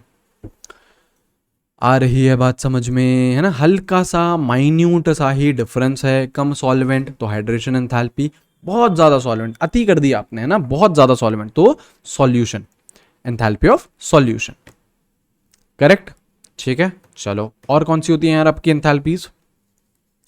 नेक्स्ट रहती है हीट ऑफ बॉन्ड एनर्जी या फिर एंथैल्पी ऑफ बॉन्ड एनर्जी या फिर enthalpy of bond dissociation energy, delta H, इसको BeB लिख सकते हैं, और delta H bond dissociation energy BDE। ठीक है। अब यार सीधी सीधी बात है, जैसे ये हाइड्रोजन है H2, ये H, ये H, मेरे को यार इसका बॉन्ड तोड़ना है, तो यार ये क्या मजे मजे में बॉन्ड टूट जाएगा क्या? नहीं, आपको एनर्जी बाहर से देनी पड़ेगी। तो सीधी सीधी बात है, the required amount of energy process क्या रहेगा? एंडोथर्मिक, है ना यार। ये तो यार समझाने वाली बात नहीं है, सीधी सी बात है। बॉन्ड तोड़ना है तो यार आपको एनर्जी देनी पड़ेगी ना बाहर से, ऐसे मजे मजे में थोड़ी ना टूट जाएगा बॉन्ड, सही है। तो the required amount of energy to dissociate 1 mole gaseous bond into separate gaseous atom is known as a bond dissociation energy, is known as bond dissociation energy। ठीक है, जैसे H2 है, ये H, मतलब ये H होता है, ये H होता है। ठीक है, कौन से फॉर्म में होना चाहिए? गैसियस फॉर्म में होना चाहिए, है ना। कौन से फॉर्म में? गैसियस फॉर्म में। कैसे टूटेगा ये? आपके 2 हाइड्रोजन के एटम्स बन जाएंगे ये, करेक्ट। जैसे ही आपका Cl2 है जैसे Cl2 है तो ये क्या हो जाएगा आपका 2Cl गैसेस बन जाएंगे। जैसे आपका HCl है, तो जैसे H है और Cl है, तो जैसे बॉन्ड टूटेगा तो किस में कन्वर्ट हो जाएंगे ये? H गैस में प्लस Cl गैस में, है ना। अब यार आप लोग सोच रहे होंगे यही तो हमने करा था एटमाइजेशन में भी, एटमाइजेशन में भी तो यही करा था। यस, तो कई बार यार आप लोगों को एटमाइजेशन और बॉन्ड एनर्जी को एक तरीके से हम ऑलमोस्ट सेम तरीके से ही मानते हुए चलते हैं। ठीक है, क्वेश्चंस में आप लोगों को कोई ऐसा डिफरेंस नहीं मिलेगा। चलो अब यार जैसे हम लोग ये सब क्या पढ़ रहे हैं, हम लोगों ने बहुत सारी यार एंथैल्पीज पढ़ ली, बहुत सारी पढ़ ली। हम ये सारे के सारे किसके पार्ट हैं? एंथैल्पी ऑफ रिएक्शन के। किसके पार्ट हैं ये? एंथैल्पी ऑफ रिएक्शन के। तो यार अगर आपको एंथैल्पी ऑफ रिएक्शन निकालनी है तो देखो यार सारे केसेस में इससे पहले बॉन्ड एनर्जी या फिर बॉन्ड डिसोसिएशन एनर्जी से पहले के सारे केसेस, जैसे फॉर्मेशन है या जो भी है केस, सब में हम क्या करते हैं? फाइनल माइनस इनिशियल, मतलब प्रोडक्ट माइनस रिएक्टेंट करते हैं। इस पर्टिकुलर केस में अगर आपको बॉन्ड एनर्जीज दे रखी है या फिर बॉन्ड डिसोसिएशन एनर्जी दे रखी है तो समेशन बॉन्ड एनर्जी किसकी? रिएक्टेंट की आपको पहले लेनी है और माइनस समेशन बॉन्ड एनर्जी किसकी? प्रोडक्ट की। देखो यार इसके डेरिवेशन में हम नहीं जाएंगे, इसके डेरिवेशन में हम नहीं जाएंगे, हालांकि अगर आप लोग बोलोगे तो किसी क्लास में हम लोग करवा देंगे, पर डेरिवेशन में हम लोग अभी इसके नहीं जाएंगे। लेकिन इतनी चीज समझो कि हमेशा अब तक हम चीजें क्या करते हुए आए हैं? Product minus reactant, product minus reactant. लेकिन आज इस पर्टिकुलर एंथैल्पी के लिए हम लोग क्या करेंगे? रिएक्टेंट माइनस प्रोडक्ट क्या करेंगे? Reactant minus product. क्वेश्चन करवाऊंगा, बिल्कुल करवाऊंगा। ये रहा question, the enthalpy change for the reaction. ये क्या है? H2 है, C2H4 है, और किस में कन्वर्ट हो रहा है? C2H6 में। और आपको बॉन्ड एनर्जीज दे रखी है HH की, CH की, CC की और C डबल बॉन्ड C की, है ना। बहुत ध्यान से देखना है यार आपको उसको, क्या हो क्या रहा है? H2 प्लस C2H4 ये कन्वर्ट हो रहे हैं C2H6 में। आपको क्या करना है? इसमें एंथैल्पी चेंज बतानी है, मतलब इस रिएक्शन की एंथैल्पी चेंज बतानी है। हमें पता है कैसे निकालते हैं enthalpy change? Reactant minus product. Bond energies दे रखी है तो क्या निकालते हैं? Reactant minus product. अगर सपोज करो इधर ही आपको फॉर्मेशन दे रखा होता तो क्या करते? Product minus reactant. लेकिन इधर आपको क्या दे रखा है? देखो बॉन्ड एनर्जी दे रखी है तो हमेशा क्या करोगे? Reactant minus product. अब देखो कैसे कैसे टाइप के बॉन्ड्स हैं ये आपको देखना पड़ेगा, मतलब जूम इन करो, सब पिक्चर में आप जूम इन करो। कैसे? H2 कैसे बनता है? HH। C2H4 कैसे बनता है? C double bond C। इधर यार जैसे ये आपको नॉलेज स्ट्रक्चर आपको बनाने चाहिए, तो यहाँ पे आपको केमिकल बॉन्डिंग हेल्प करेगा। C2H6 ये कैसे बनता है? इधर C, इधर C, इधर H, इधर H, इधर H, सिमिलरली इधर H, इधर H एंड इधर H। करेक्ट है। ये मैंने अलग अलग क्या दिखा दिया आपको? बॉन्ड्स बना के दिखा दी। अब मेरे को क्या निकालना है? Delta HR। करेक्ट। मुझे पता है क्या क्या फॉर्मूला रहता है अगर बॉन्ड एनर्जीज दे रखी होती है? तो एंथैल्पी ऑफ बॉन्ड एनर्जी किसकी? रिएक्टेंट्स की, minus enthalpy of bond energy किसकी? प्रोडक्ट्स की, किसकी? प्रोडक्ट्स की, सही बात है, यही रहता है फॉर्मूला। तो सीधी सीधी देखो एंथैल्पी ऑफ रिएक्शन निकाल रहे हैं। पहले हम लिखेंगे रिएक्टेंट्स के बारे में। तो रिएक्टेंट्स में देखो कौन कौन से टाइप के आपके बॉन्ड है। क्या ये एच एच बॉन्ड है? एक है। ये एच एच बॉन्ड है? हाँ यार, एच एच बॉन्ड की एनर्जी कितनी थी? देखो 103 है, दे रखा है क्वेश्चन में। ठीक है, तो ये क्या आ गया, मैं रिएक्टेंट्स लिख रहा हूं पहले, कितना आ गया? 103 आ गया। प्लस अब देखो जरा C2H4 में क्या कार्बन डबल बॉन्ड कार्बन है? एक है, बिल्कुल। कितनी एनर्जी है कार्बन डबल बॉन्ड कार्बन की? 145। तो इधर क्या लिख दिया मैंने? 145 प्लस CH बॉन्ड भी तो है, देखो ये एक बॉन्ड, ये दो बॉन्ड, ये तीन बॉन्ड, ये चार बॉन्ड। ये चारों के चारों बॉन्ड कौन से हैं? CH बॉन्ड है, चार हैं। एक CH बॉन्ड की एनर्जी कितनी है बच्चा? देखो 99, देखो दे रखा है आपको 99 दे रखा है। तो चार की कितनी होगी? 4 × 99, करेक्ट है। मुझे बताओ क्या मैंने रिएक्टेंट्स सारे लिख लिए हैं? सारे टाइप के बॉन्ड्स लिख लिए ना रिएक्टेंट के। अब क्या लिखूंगा? प्रोडक्ट्स के। प्रोडक्ट में देखो कौन कौन से बॉन्ड है, ये कार्बन और ये कार्बन, इनके बीच में सिंगल बॉन्ड है। तो सिंगल बॉन्ड की एनर्जी कितनी दे रखी है? देखो 80 दे रखी है, 80 प्लस प्लस देखो कौन से बॉन्ड है, CH बॉन्ड भी तो है। कितने हैं CH बॉन्ड? देखो ये 1 2 3 4 5 6, 6 CH बॉन्ड है। तो 6 × CH बॉन्ड की एनर्जी कितनी दे रखी है? 99, 6 × 99। क्या लिख लिए सारे प्रोडक्ट्स? बिल्कुल। तो कुछ नहीं यार, आपको रिएक्शन दे रखी होगी, आपको उसको पहले इस फॉर्म में कन्वर्ट कर लेना है कि यार आपको ये देखना है कि उसमें कौन कौन से बॉन्ड्स हैं। फिर कुछ नहीं करना है, क्या करना है? Reactant minus product. तो जितने जैसे टाइप के बॉन्ड्स थे आपके रिएक्टेंट्स में, मैंने वो ले लिए, फिर प्रोडक्ट्स में जो थे वो ले लिए, दोनों को सबट्रैक्ट कर दिया मैंने। तो क्या हो गया? एंथैल्पी ऑफ रिएक्शन आ गई। ध्यान रखना, हर केस में हम लोग प्रोडक्ट माइनस रिएक्टेंट करते हैं, लेकिन जब बॉन्ड एनर्जीज या फिर बॉन्ड डिसोसिएशन एनर्जी दे रखी है तो क्या करते हैं? Reactant minus product. तभी यार मैं बोल रहा हूं कि आप लोगों को ये जितने भी मैं क्वेश्चन करा रहा हूं आपको यार खुद से प्रैक्टिस करनी पड़ेगी, खुद से प्रैक्टिस करनी पड़ेगी, तभी कॉन्फिडेंस आएगा। और मैं भी जल्दी ही इसका प्रैक्टिस सेशन आपको करवा दूंगा, ठीक है। चलो और देखो यार, अब यार एक लॉ आता है हेस लॉ। अब ये कुछ नहीं है यार, बहुत ही आसान सा लॉ है, इसी के बेसिस में मैं आपको कुछ क्वेश्चंस भी करा दूंगा। बहुत आसान लॉ है, समझने में बहुत आसान लॉ है। जैसे सपोज करो यार आपका कोई ए है, रिएक्टेंट है, वो कन्वर्ट हो रहा है बी में। इनिशियल स्टेट सपोज करो ए है, रिएक्टेंट ए है, फाइनल किस में पहुंच रहा है? बी में पहुंच रहा है।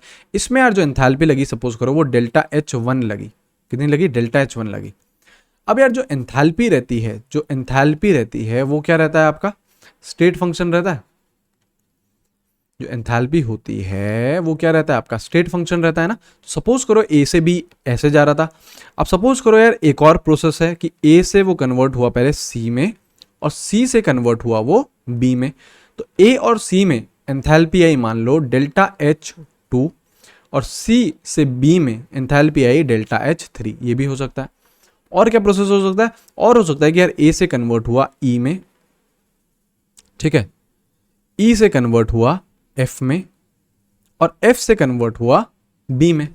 तो ए से ई गए तो इसे हम बोल लेते हैं डेल्टा H4, ई से एफ में गए तो इसे बोल देते हैं डेल्टा H5, और एफ से बी में गए तो इसे बोल देते हैं डेल्टा H6। अगर यार बहुत ध्यान से देखें तो यहाँ पे 3 पाथ बन रहे हैं। ये आपका पहला पाथ है, ये आपका दूसरा पाथ है, ये आपका तीसरा पाथ है, करेक्ट। लेकिन यार तीनों पाथ में जो इनिशियल स्टेट है और जो फाइनल स्टेट है वो क्या है? सेम है। अल्टीमेटली आप ए से स्टार्ट कर रहे हो और अल्टीमेटली आप रुक रहे हो बी पे। तो इनिशियल और फाइनल स्टेट क्या है? सेम। तो एंथैल्पी क्या होती है? State function. अगर इनिशियल और फाइनल स्टेट सेम है तो ऑब्वियसली एंथैल्पी चेंज तीनों पाथ में क्या आएगा? सेम आएगा।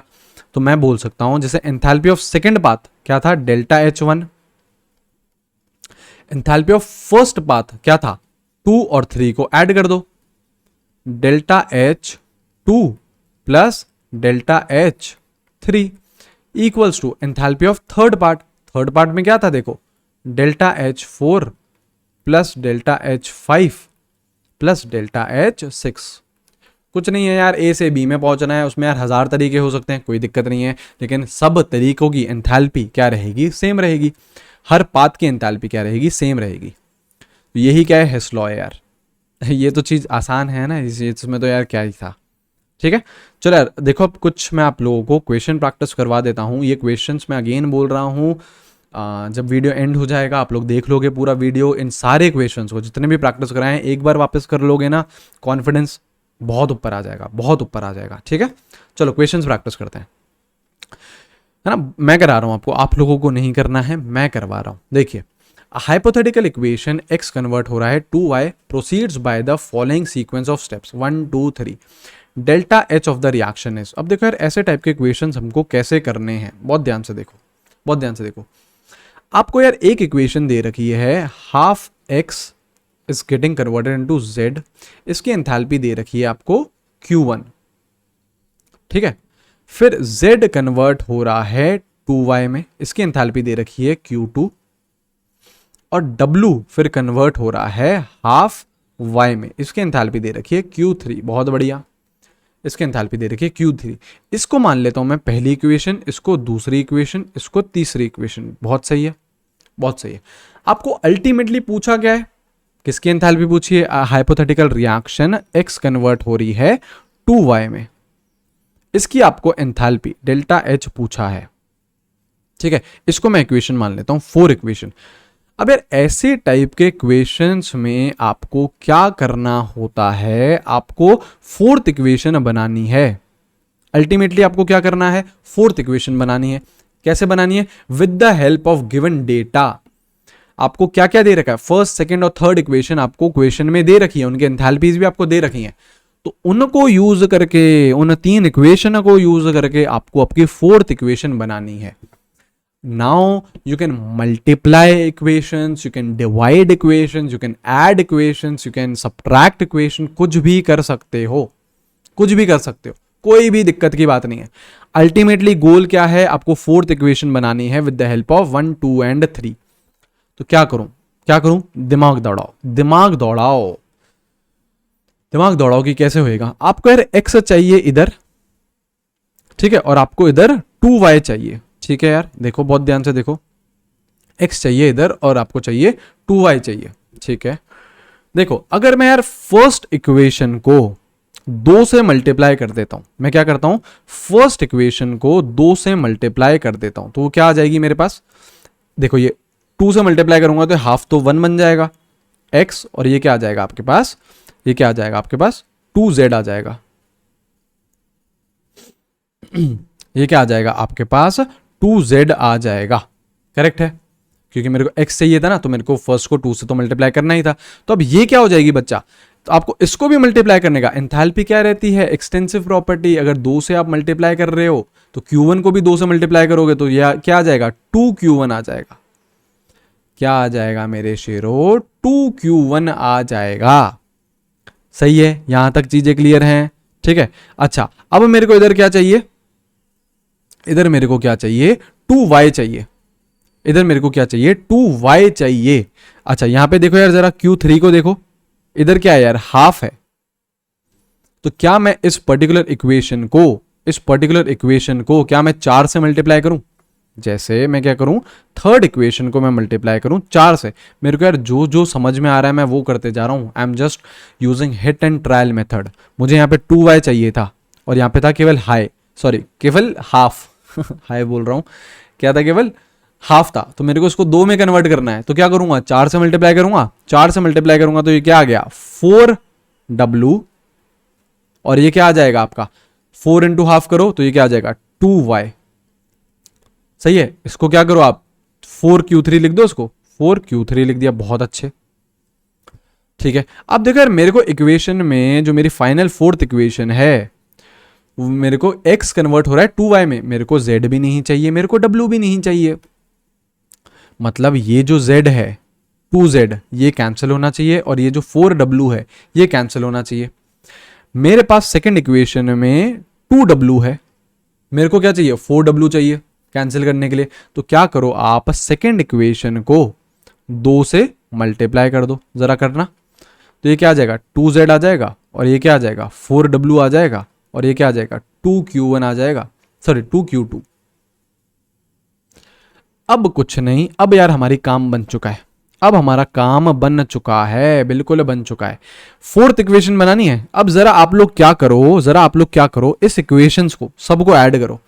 ये आपकी ये वाली इक्वेशन ब्लू से मार्क कर देता हूं मैं, देखिए ये वाली इक्वेशन, ये वाली इक्वेशन और ये वाली इक्वेशन सबको ऐड करना है यार। जरा ऐड करोगे तो देखो ये x आएगा प्लस, पहले सारे रिएक्टेंट ऐड कर लो, प्लस 2z प्लस 4w, और प्रोडक्ट ऐड करो 2z plus 4w plus 2y। तो क्या यहां से 2z और 2z कैंसिल हो गए, क्या 4w और 4w कैंसिल हो गए, तो क्या x is simply converted into 2y। देखो आपकी फोर्थ इक्वेशन आ चुकी है, फोर्थ इक्वेशन आ चुकी है।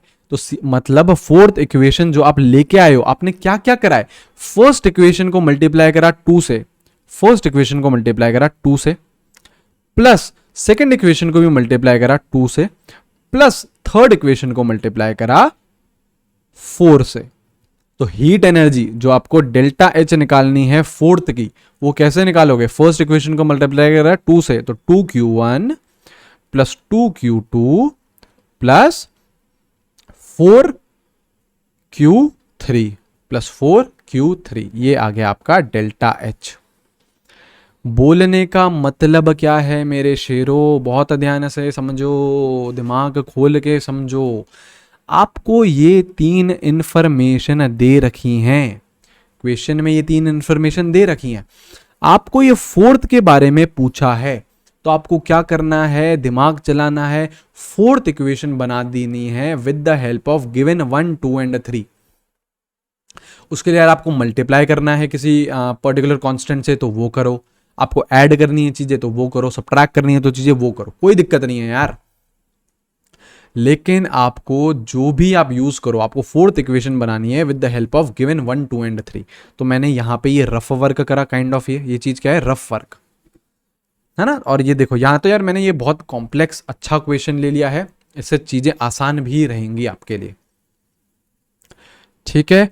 और जो ऑपरेशन आप इक्वेशन पे कर रहे हो, जैसे 2 से मल्टीप्लाई करना, 4 से मल्टीप्लाई करना, सेम ऑपरेशन आप किस पे करोगे, एंथैल्पीज पे भी करोगे, क्योंकि एंथैल्पी क्या रहती है, एक्सटेंसिव प्रॉपर्टी, मोल्स के साथ क्या करती है, डिपेंड करती है।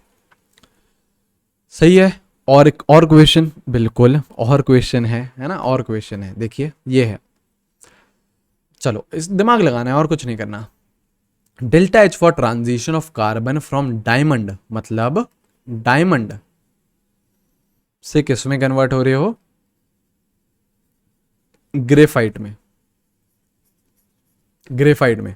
और इसमें बोल रहा है जो डेल्टा एच है वो क्या है, -453.5 कैलोरी। अब बोल रहा है कि यार कौन सा स्टेटमेंट सही है, graphite is chemically different from diamond. ये गलत बात है यार, ग्रेफाइट और कार्बन, सॉरी ग्रेफाइट और डायमंड दोनों के दोनों कार्बन के फॉर्म्स हैं, तो वो केमिकली डिफरेंट नहीं है। एलोट्रोप्स हैं, स्ट्रक्चर उनका अंदर से स्ट्रक्चर डिफरेंट है, लेकिन केमिकली डिफरेंट नहीं है वो, ठीक है। अच्छा ये देखो, graphite is as stable as diamond, या फिर graphite is more stable than diamond, या फिर diamond is more stable than graphite. अब देखो बहुत जबरदस्त बात है यहाँ पे समझने वाली, हालांकि आप लोग यार इसको केमिकल बॉन्डिंग के अंडरस्टैंडिंग से ही आप समझ सकते हैं। यहाँ पे यार जो आपको एंथैल्पी दे रखी है वो क्या, नेगेटिव है, बिल्कुल। प्रोसेस क्या है, एक्सोथर्मिक है, प्रोसेस क्या है, एक्सोथर्मिक है। अगर मैं यार एक्सोथर्मिक का ग्राफ बनाना चाहूँ, ये क्या है आपकी, जैसे एंथैल्पी, एंथैल्पी एनर्जी तो होती है यार, एंथैल्पी क्या है, एनर्जी ही है। यहाँ पे इसको चाहो तो आप एनर्जी भी लिख सकते हो, ठीक है। और ये मैंने क्या लिख दिया, जैसे स्टेट ऑफ रिएक्शन लिख दिया। स्टेट ऑफ रिएक्शन मतलब रिएक्शन कैसे आगे प्रोसीड कर रही है। ये क्या था आपका, डायमंड था, ठीक है। एनर्जी आपकी क्या कर रही है, रिलीज हो रही है, एक्सोथर्मिक है, तो एक्सोथर्मिक में जो रिएक्टेंट की एनर्जी है वो ज्यादा रहती है। ये आपकी नीचे ले गए हम ग्रेफाइट को, उसकी एनर्जी क्या रह गई, कम। तो क्या यहां से मैं सीधा सीधा बोल सकता हूं कि एनर्जी या फिर एंथैल्पी ग्रेफाइट की क्या है, कम है, डायमंड की क्या है, ज्यादा है। तो यार अगर आपकी एनर्जी ग्रेफाइट की कम है तो स्टेबिलिटी ज्यादा है, स्टेबिलिटी ज्यादा है। और आप ऐसे भी समझ सकते थे कि यार प्रोसेस क्या है, एक्सोथर्मिक है, मतलब हीट एनर्जी क्या हो रही है, रिलीज हो रही है, सिस्टम से हीट एनर्जी जा रही है। जैसे यार सिस्टम से हीट एनर्जी जाती है या फिर एनर्जी जाती है सिस्टम से, तो स्टेबिलिटी क्या करती है, इंक्रीज करती है। तो स्टेबिलिटी क्या कर रही है बच्चा, इंक्रीज कर रही है। ग्रेफाइट में is more stable than diamond. ठीक है, थर्ड आंसर करेक्ट है। चलो और देखो यार, और क्या क्वेश्चन है। अब ये वाला क्वेश्चन देखो, the enthalpy of combustion of carbon and carbon monoxide is इतना है इतना। The enthalpy of formation of carbon monoxide is, कैसे करोगे यार, सोचना है, दिमाग लगाना है। पहले ये देखना है कि यार आपको दे क्या क्या रखा है, क्या क्या दे रखा है। The enthalpy of combustion of carbon and carbon monoxide, पहले यार ये लिखो, आपको क्या दे रखा है, कार्बन की एंथैल्पी दे रखी है। किसकी, एंथैल्पी ऑफ कंबशन। कंबशन की एंथैल्पी क्या थी, O2 के साथ रिएक्शन कराना, किस में कन्वर्ट हो जाएगा, कंप्लीटली बर्न्ड, तो किस में हो जाएगी ये, CO2। किस में कन्वर्ट हो जाएगा आपका, CO2 में। ये रिएक्शन मैंने बैलेंस कर ली। इसका जो आपको डेल्टा H है वो कितना दे रखा है, देखो -393.5 किलो जूल, बिल्कुल। और एंथैल्पी ऑफ कंबशन किसकी दे रखी है, कार्बन मोनोऑक्साइड की। जरा इसे भी कंबशन करो। कंबशन करने में क्या दिक्कत है यार, कंबशन तो कार्बन का हो सकता है, तो कार्बन मोनोऑक्साइड का भी हो सकता है। ये आ गया, किस में कन्वर्ट होगा ये, CO2 गैस में। रिएक्शन बैलेंस करो, इधर हाफ करोगे, इधर हाफ करोगे, सही है। तो ये क्या हो जाएगा, delta H -283 kilo joule. Half क्यों कराया यार बच्चा, ये 2 और ये 2 कैंसिल हो जाएंगे, तो इधर से एक एटम, इधर से एक एटम, तो ऑक्सीजन के 2 एटम हो गए। करेक्ट। अब आपको यार ये इन्फॉर्मेशन दे रखी है, this is your first information, this is your second information, ये दे रखी थी ना। आपको पूछा क्या है, आपको पूछा है कि एंथैल्पी बताओ किसकी, फॉर्मेशन ऑफ कार्बन मोनोऑक्साइड। आपको क्या बनाना है, फॉर्मेशन ऑफ कार्बन मोनोऑक्साइड बनाना है। किस किस से बनेगा यार, फॉर्मेशन के लिए क्या कंडीशन थी, 1 मोल बनाना है, बिल्कुल। और किससे बनाना है, स्टैंडर्ड स्टेट से, तो कार्बन है। इधर चाहे तो ग्रेफाइट लिखो या नहीं लिखो, कोई दिक्कत नहीं है ना। वैसे तो लिखना चाहिए कायदे से तो हम लोगों को, पर जब तो लिखोगे तो यहाँ पे भी ग्रेफाइट लिखना, फिर दोनों जगह ग्रेफाइट लिखना। ठीक है, तो यहाँ पे भी आपने क्या लिखा, ग्रेफाइट लिखा। ठीक है, और प्लस O2, ठीक है, O2 से बनेगा, रिएक्शन बैलेंस करो, हाफ। ये है आपकी डेल्टा H फॉर्मेशन किसकी, CO की। ये आपको से पूछा है, तो ये है थर्ड इक्वेशन। अब जरा दिमाग लगाओ, थर्ड इक्वेशन बनानी है किसके हेल्प से, with the help of 1 and 2। किसको किससे मल्टीप्लाई करें, ऐड करें, क्या करें, सोचो सोचो सोचो, सोचिए कैसे करेंगे, दिमाग चलाना है। कैसे करेंगे,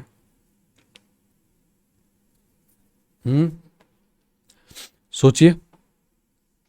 आपको बोला था enthalpy of formation of a carbon monoxide, तो कार्बन मोनोऑक्साइड कार्बन ग्रेफाइट है। कार्बन मोनोऑक्साइड किससे से बन रहा है, कार्बन से बन रहा है और ऑक्सीजन से बन रहा है, तो मैंने रिएक्शन भी बैलेंस कर दी है। क्या करें, क्या करें, क्या करें, क्या करें, है ना यार। यहाँ पे ये चीज थोड़ी सी शायद गड़बड़ा रही है। अगर मैं यार 1 और 2 को माइनस करता हूं, मैं 1 और 2 को माइनस कर, अरे हाँ ये मैंने यहाँ पे क्या गड़बड़ कर दी, ये 2 नहीं आएगा ना यहाँ पे।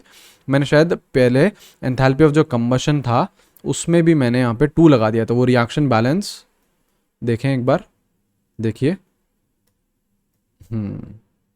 अरे यहाँ 2 नहीं आएगा ना यार, रिएक्शन ऑब्वियसली बैलेंस है ना, 2 इधर और 2 इधर, ठीक है ना। चलो तभी मैं देखूँ, देखो आ जाओ वापस यहाँ आ जाओ, कोई दिक्कत नहीं है यार, कोई दिक्कत नहीं। हो गया क्वेश्चन, तो हो गया वाला। कैसे, अब तो यार आप लोगों को भी चमकने लगेगा। कैसे, अब जरा सोचना, कहाँ गया ये रहा, अब जरा सोचना। क्या करो, सिंपली 1 में से माइनस कर दो 2 को, 1 में से माइनस कर दो 2 को। तो देखो यार इधर O2 है, 1 मोल है इसका, कितना मोल है, 1 मोल है। यहाँ पे O2 का कितना मोल है, ये हाफ मोल है। कितना मोल है, हाफ मोल है। तो 1 - 2 करोगे, 1 - 2 करोगे तो करके देखो जरा, 1 - 2 करो तो देखो, carbon solid form plus O2, मैं वापस लिख देता हूं, O2 गैसियस, देखिए ये कन्वर्ट हो रहा है CO2 में, और आपका CO है ना, और हाफ O2 है ना। मैं वापस लिख देता हूं दोनों इक्वेशंस, कोई दिक्कत नहीं है। ये कन्वर्ट हो रहा है अगेन CO2 में। इसका डेल्टा H दे रखा है आपको -393.5 किलो जूल। और डेल्टा एच इसका दे रखा है -283 किलो जूल। ठीक है, this is your first equation, this is your second equation. आपसे पूछ क्या रहा है कि यार फॉर्मेशन बताओ CO का, तो कैसे बनेगा? वो कार्बन से बनेगा और ऑक्सीजन से बनेगा। करेक्ट, ये रिएक्शन मैंने कर ली balance. This is your third equation. इसका आपको डेल्टा एच पूछा जा रहा है, तो सीधी सीधी बात है, क्या करो, थर्ड इक्वल्स टू बनाओ 1 और 2 से। तो हमने क्या सोचा कि 1 और 2 को माइनस कर देते हैं, 1 और 2 को माइनस कर देते हैं। तो कैसे होगा माइनस? जरा करो, 1 और 2 को माइनस करो आप लोग।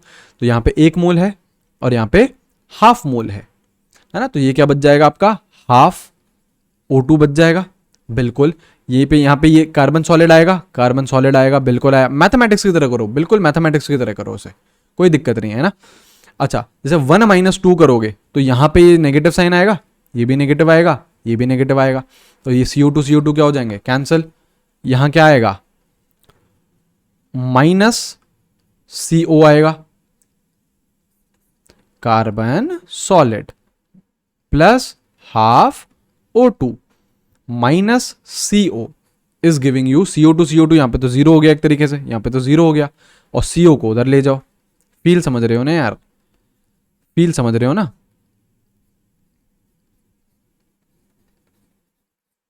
तो डेल्टा H3, जैसे इसको मैं बोलूं डेल्टा H3, ये क्या हो जाएगी? Delta H1 minus delta H2। ये 1 है, ये 2 है।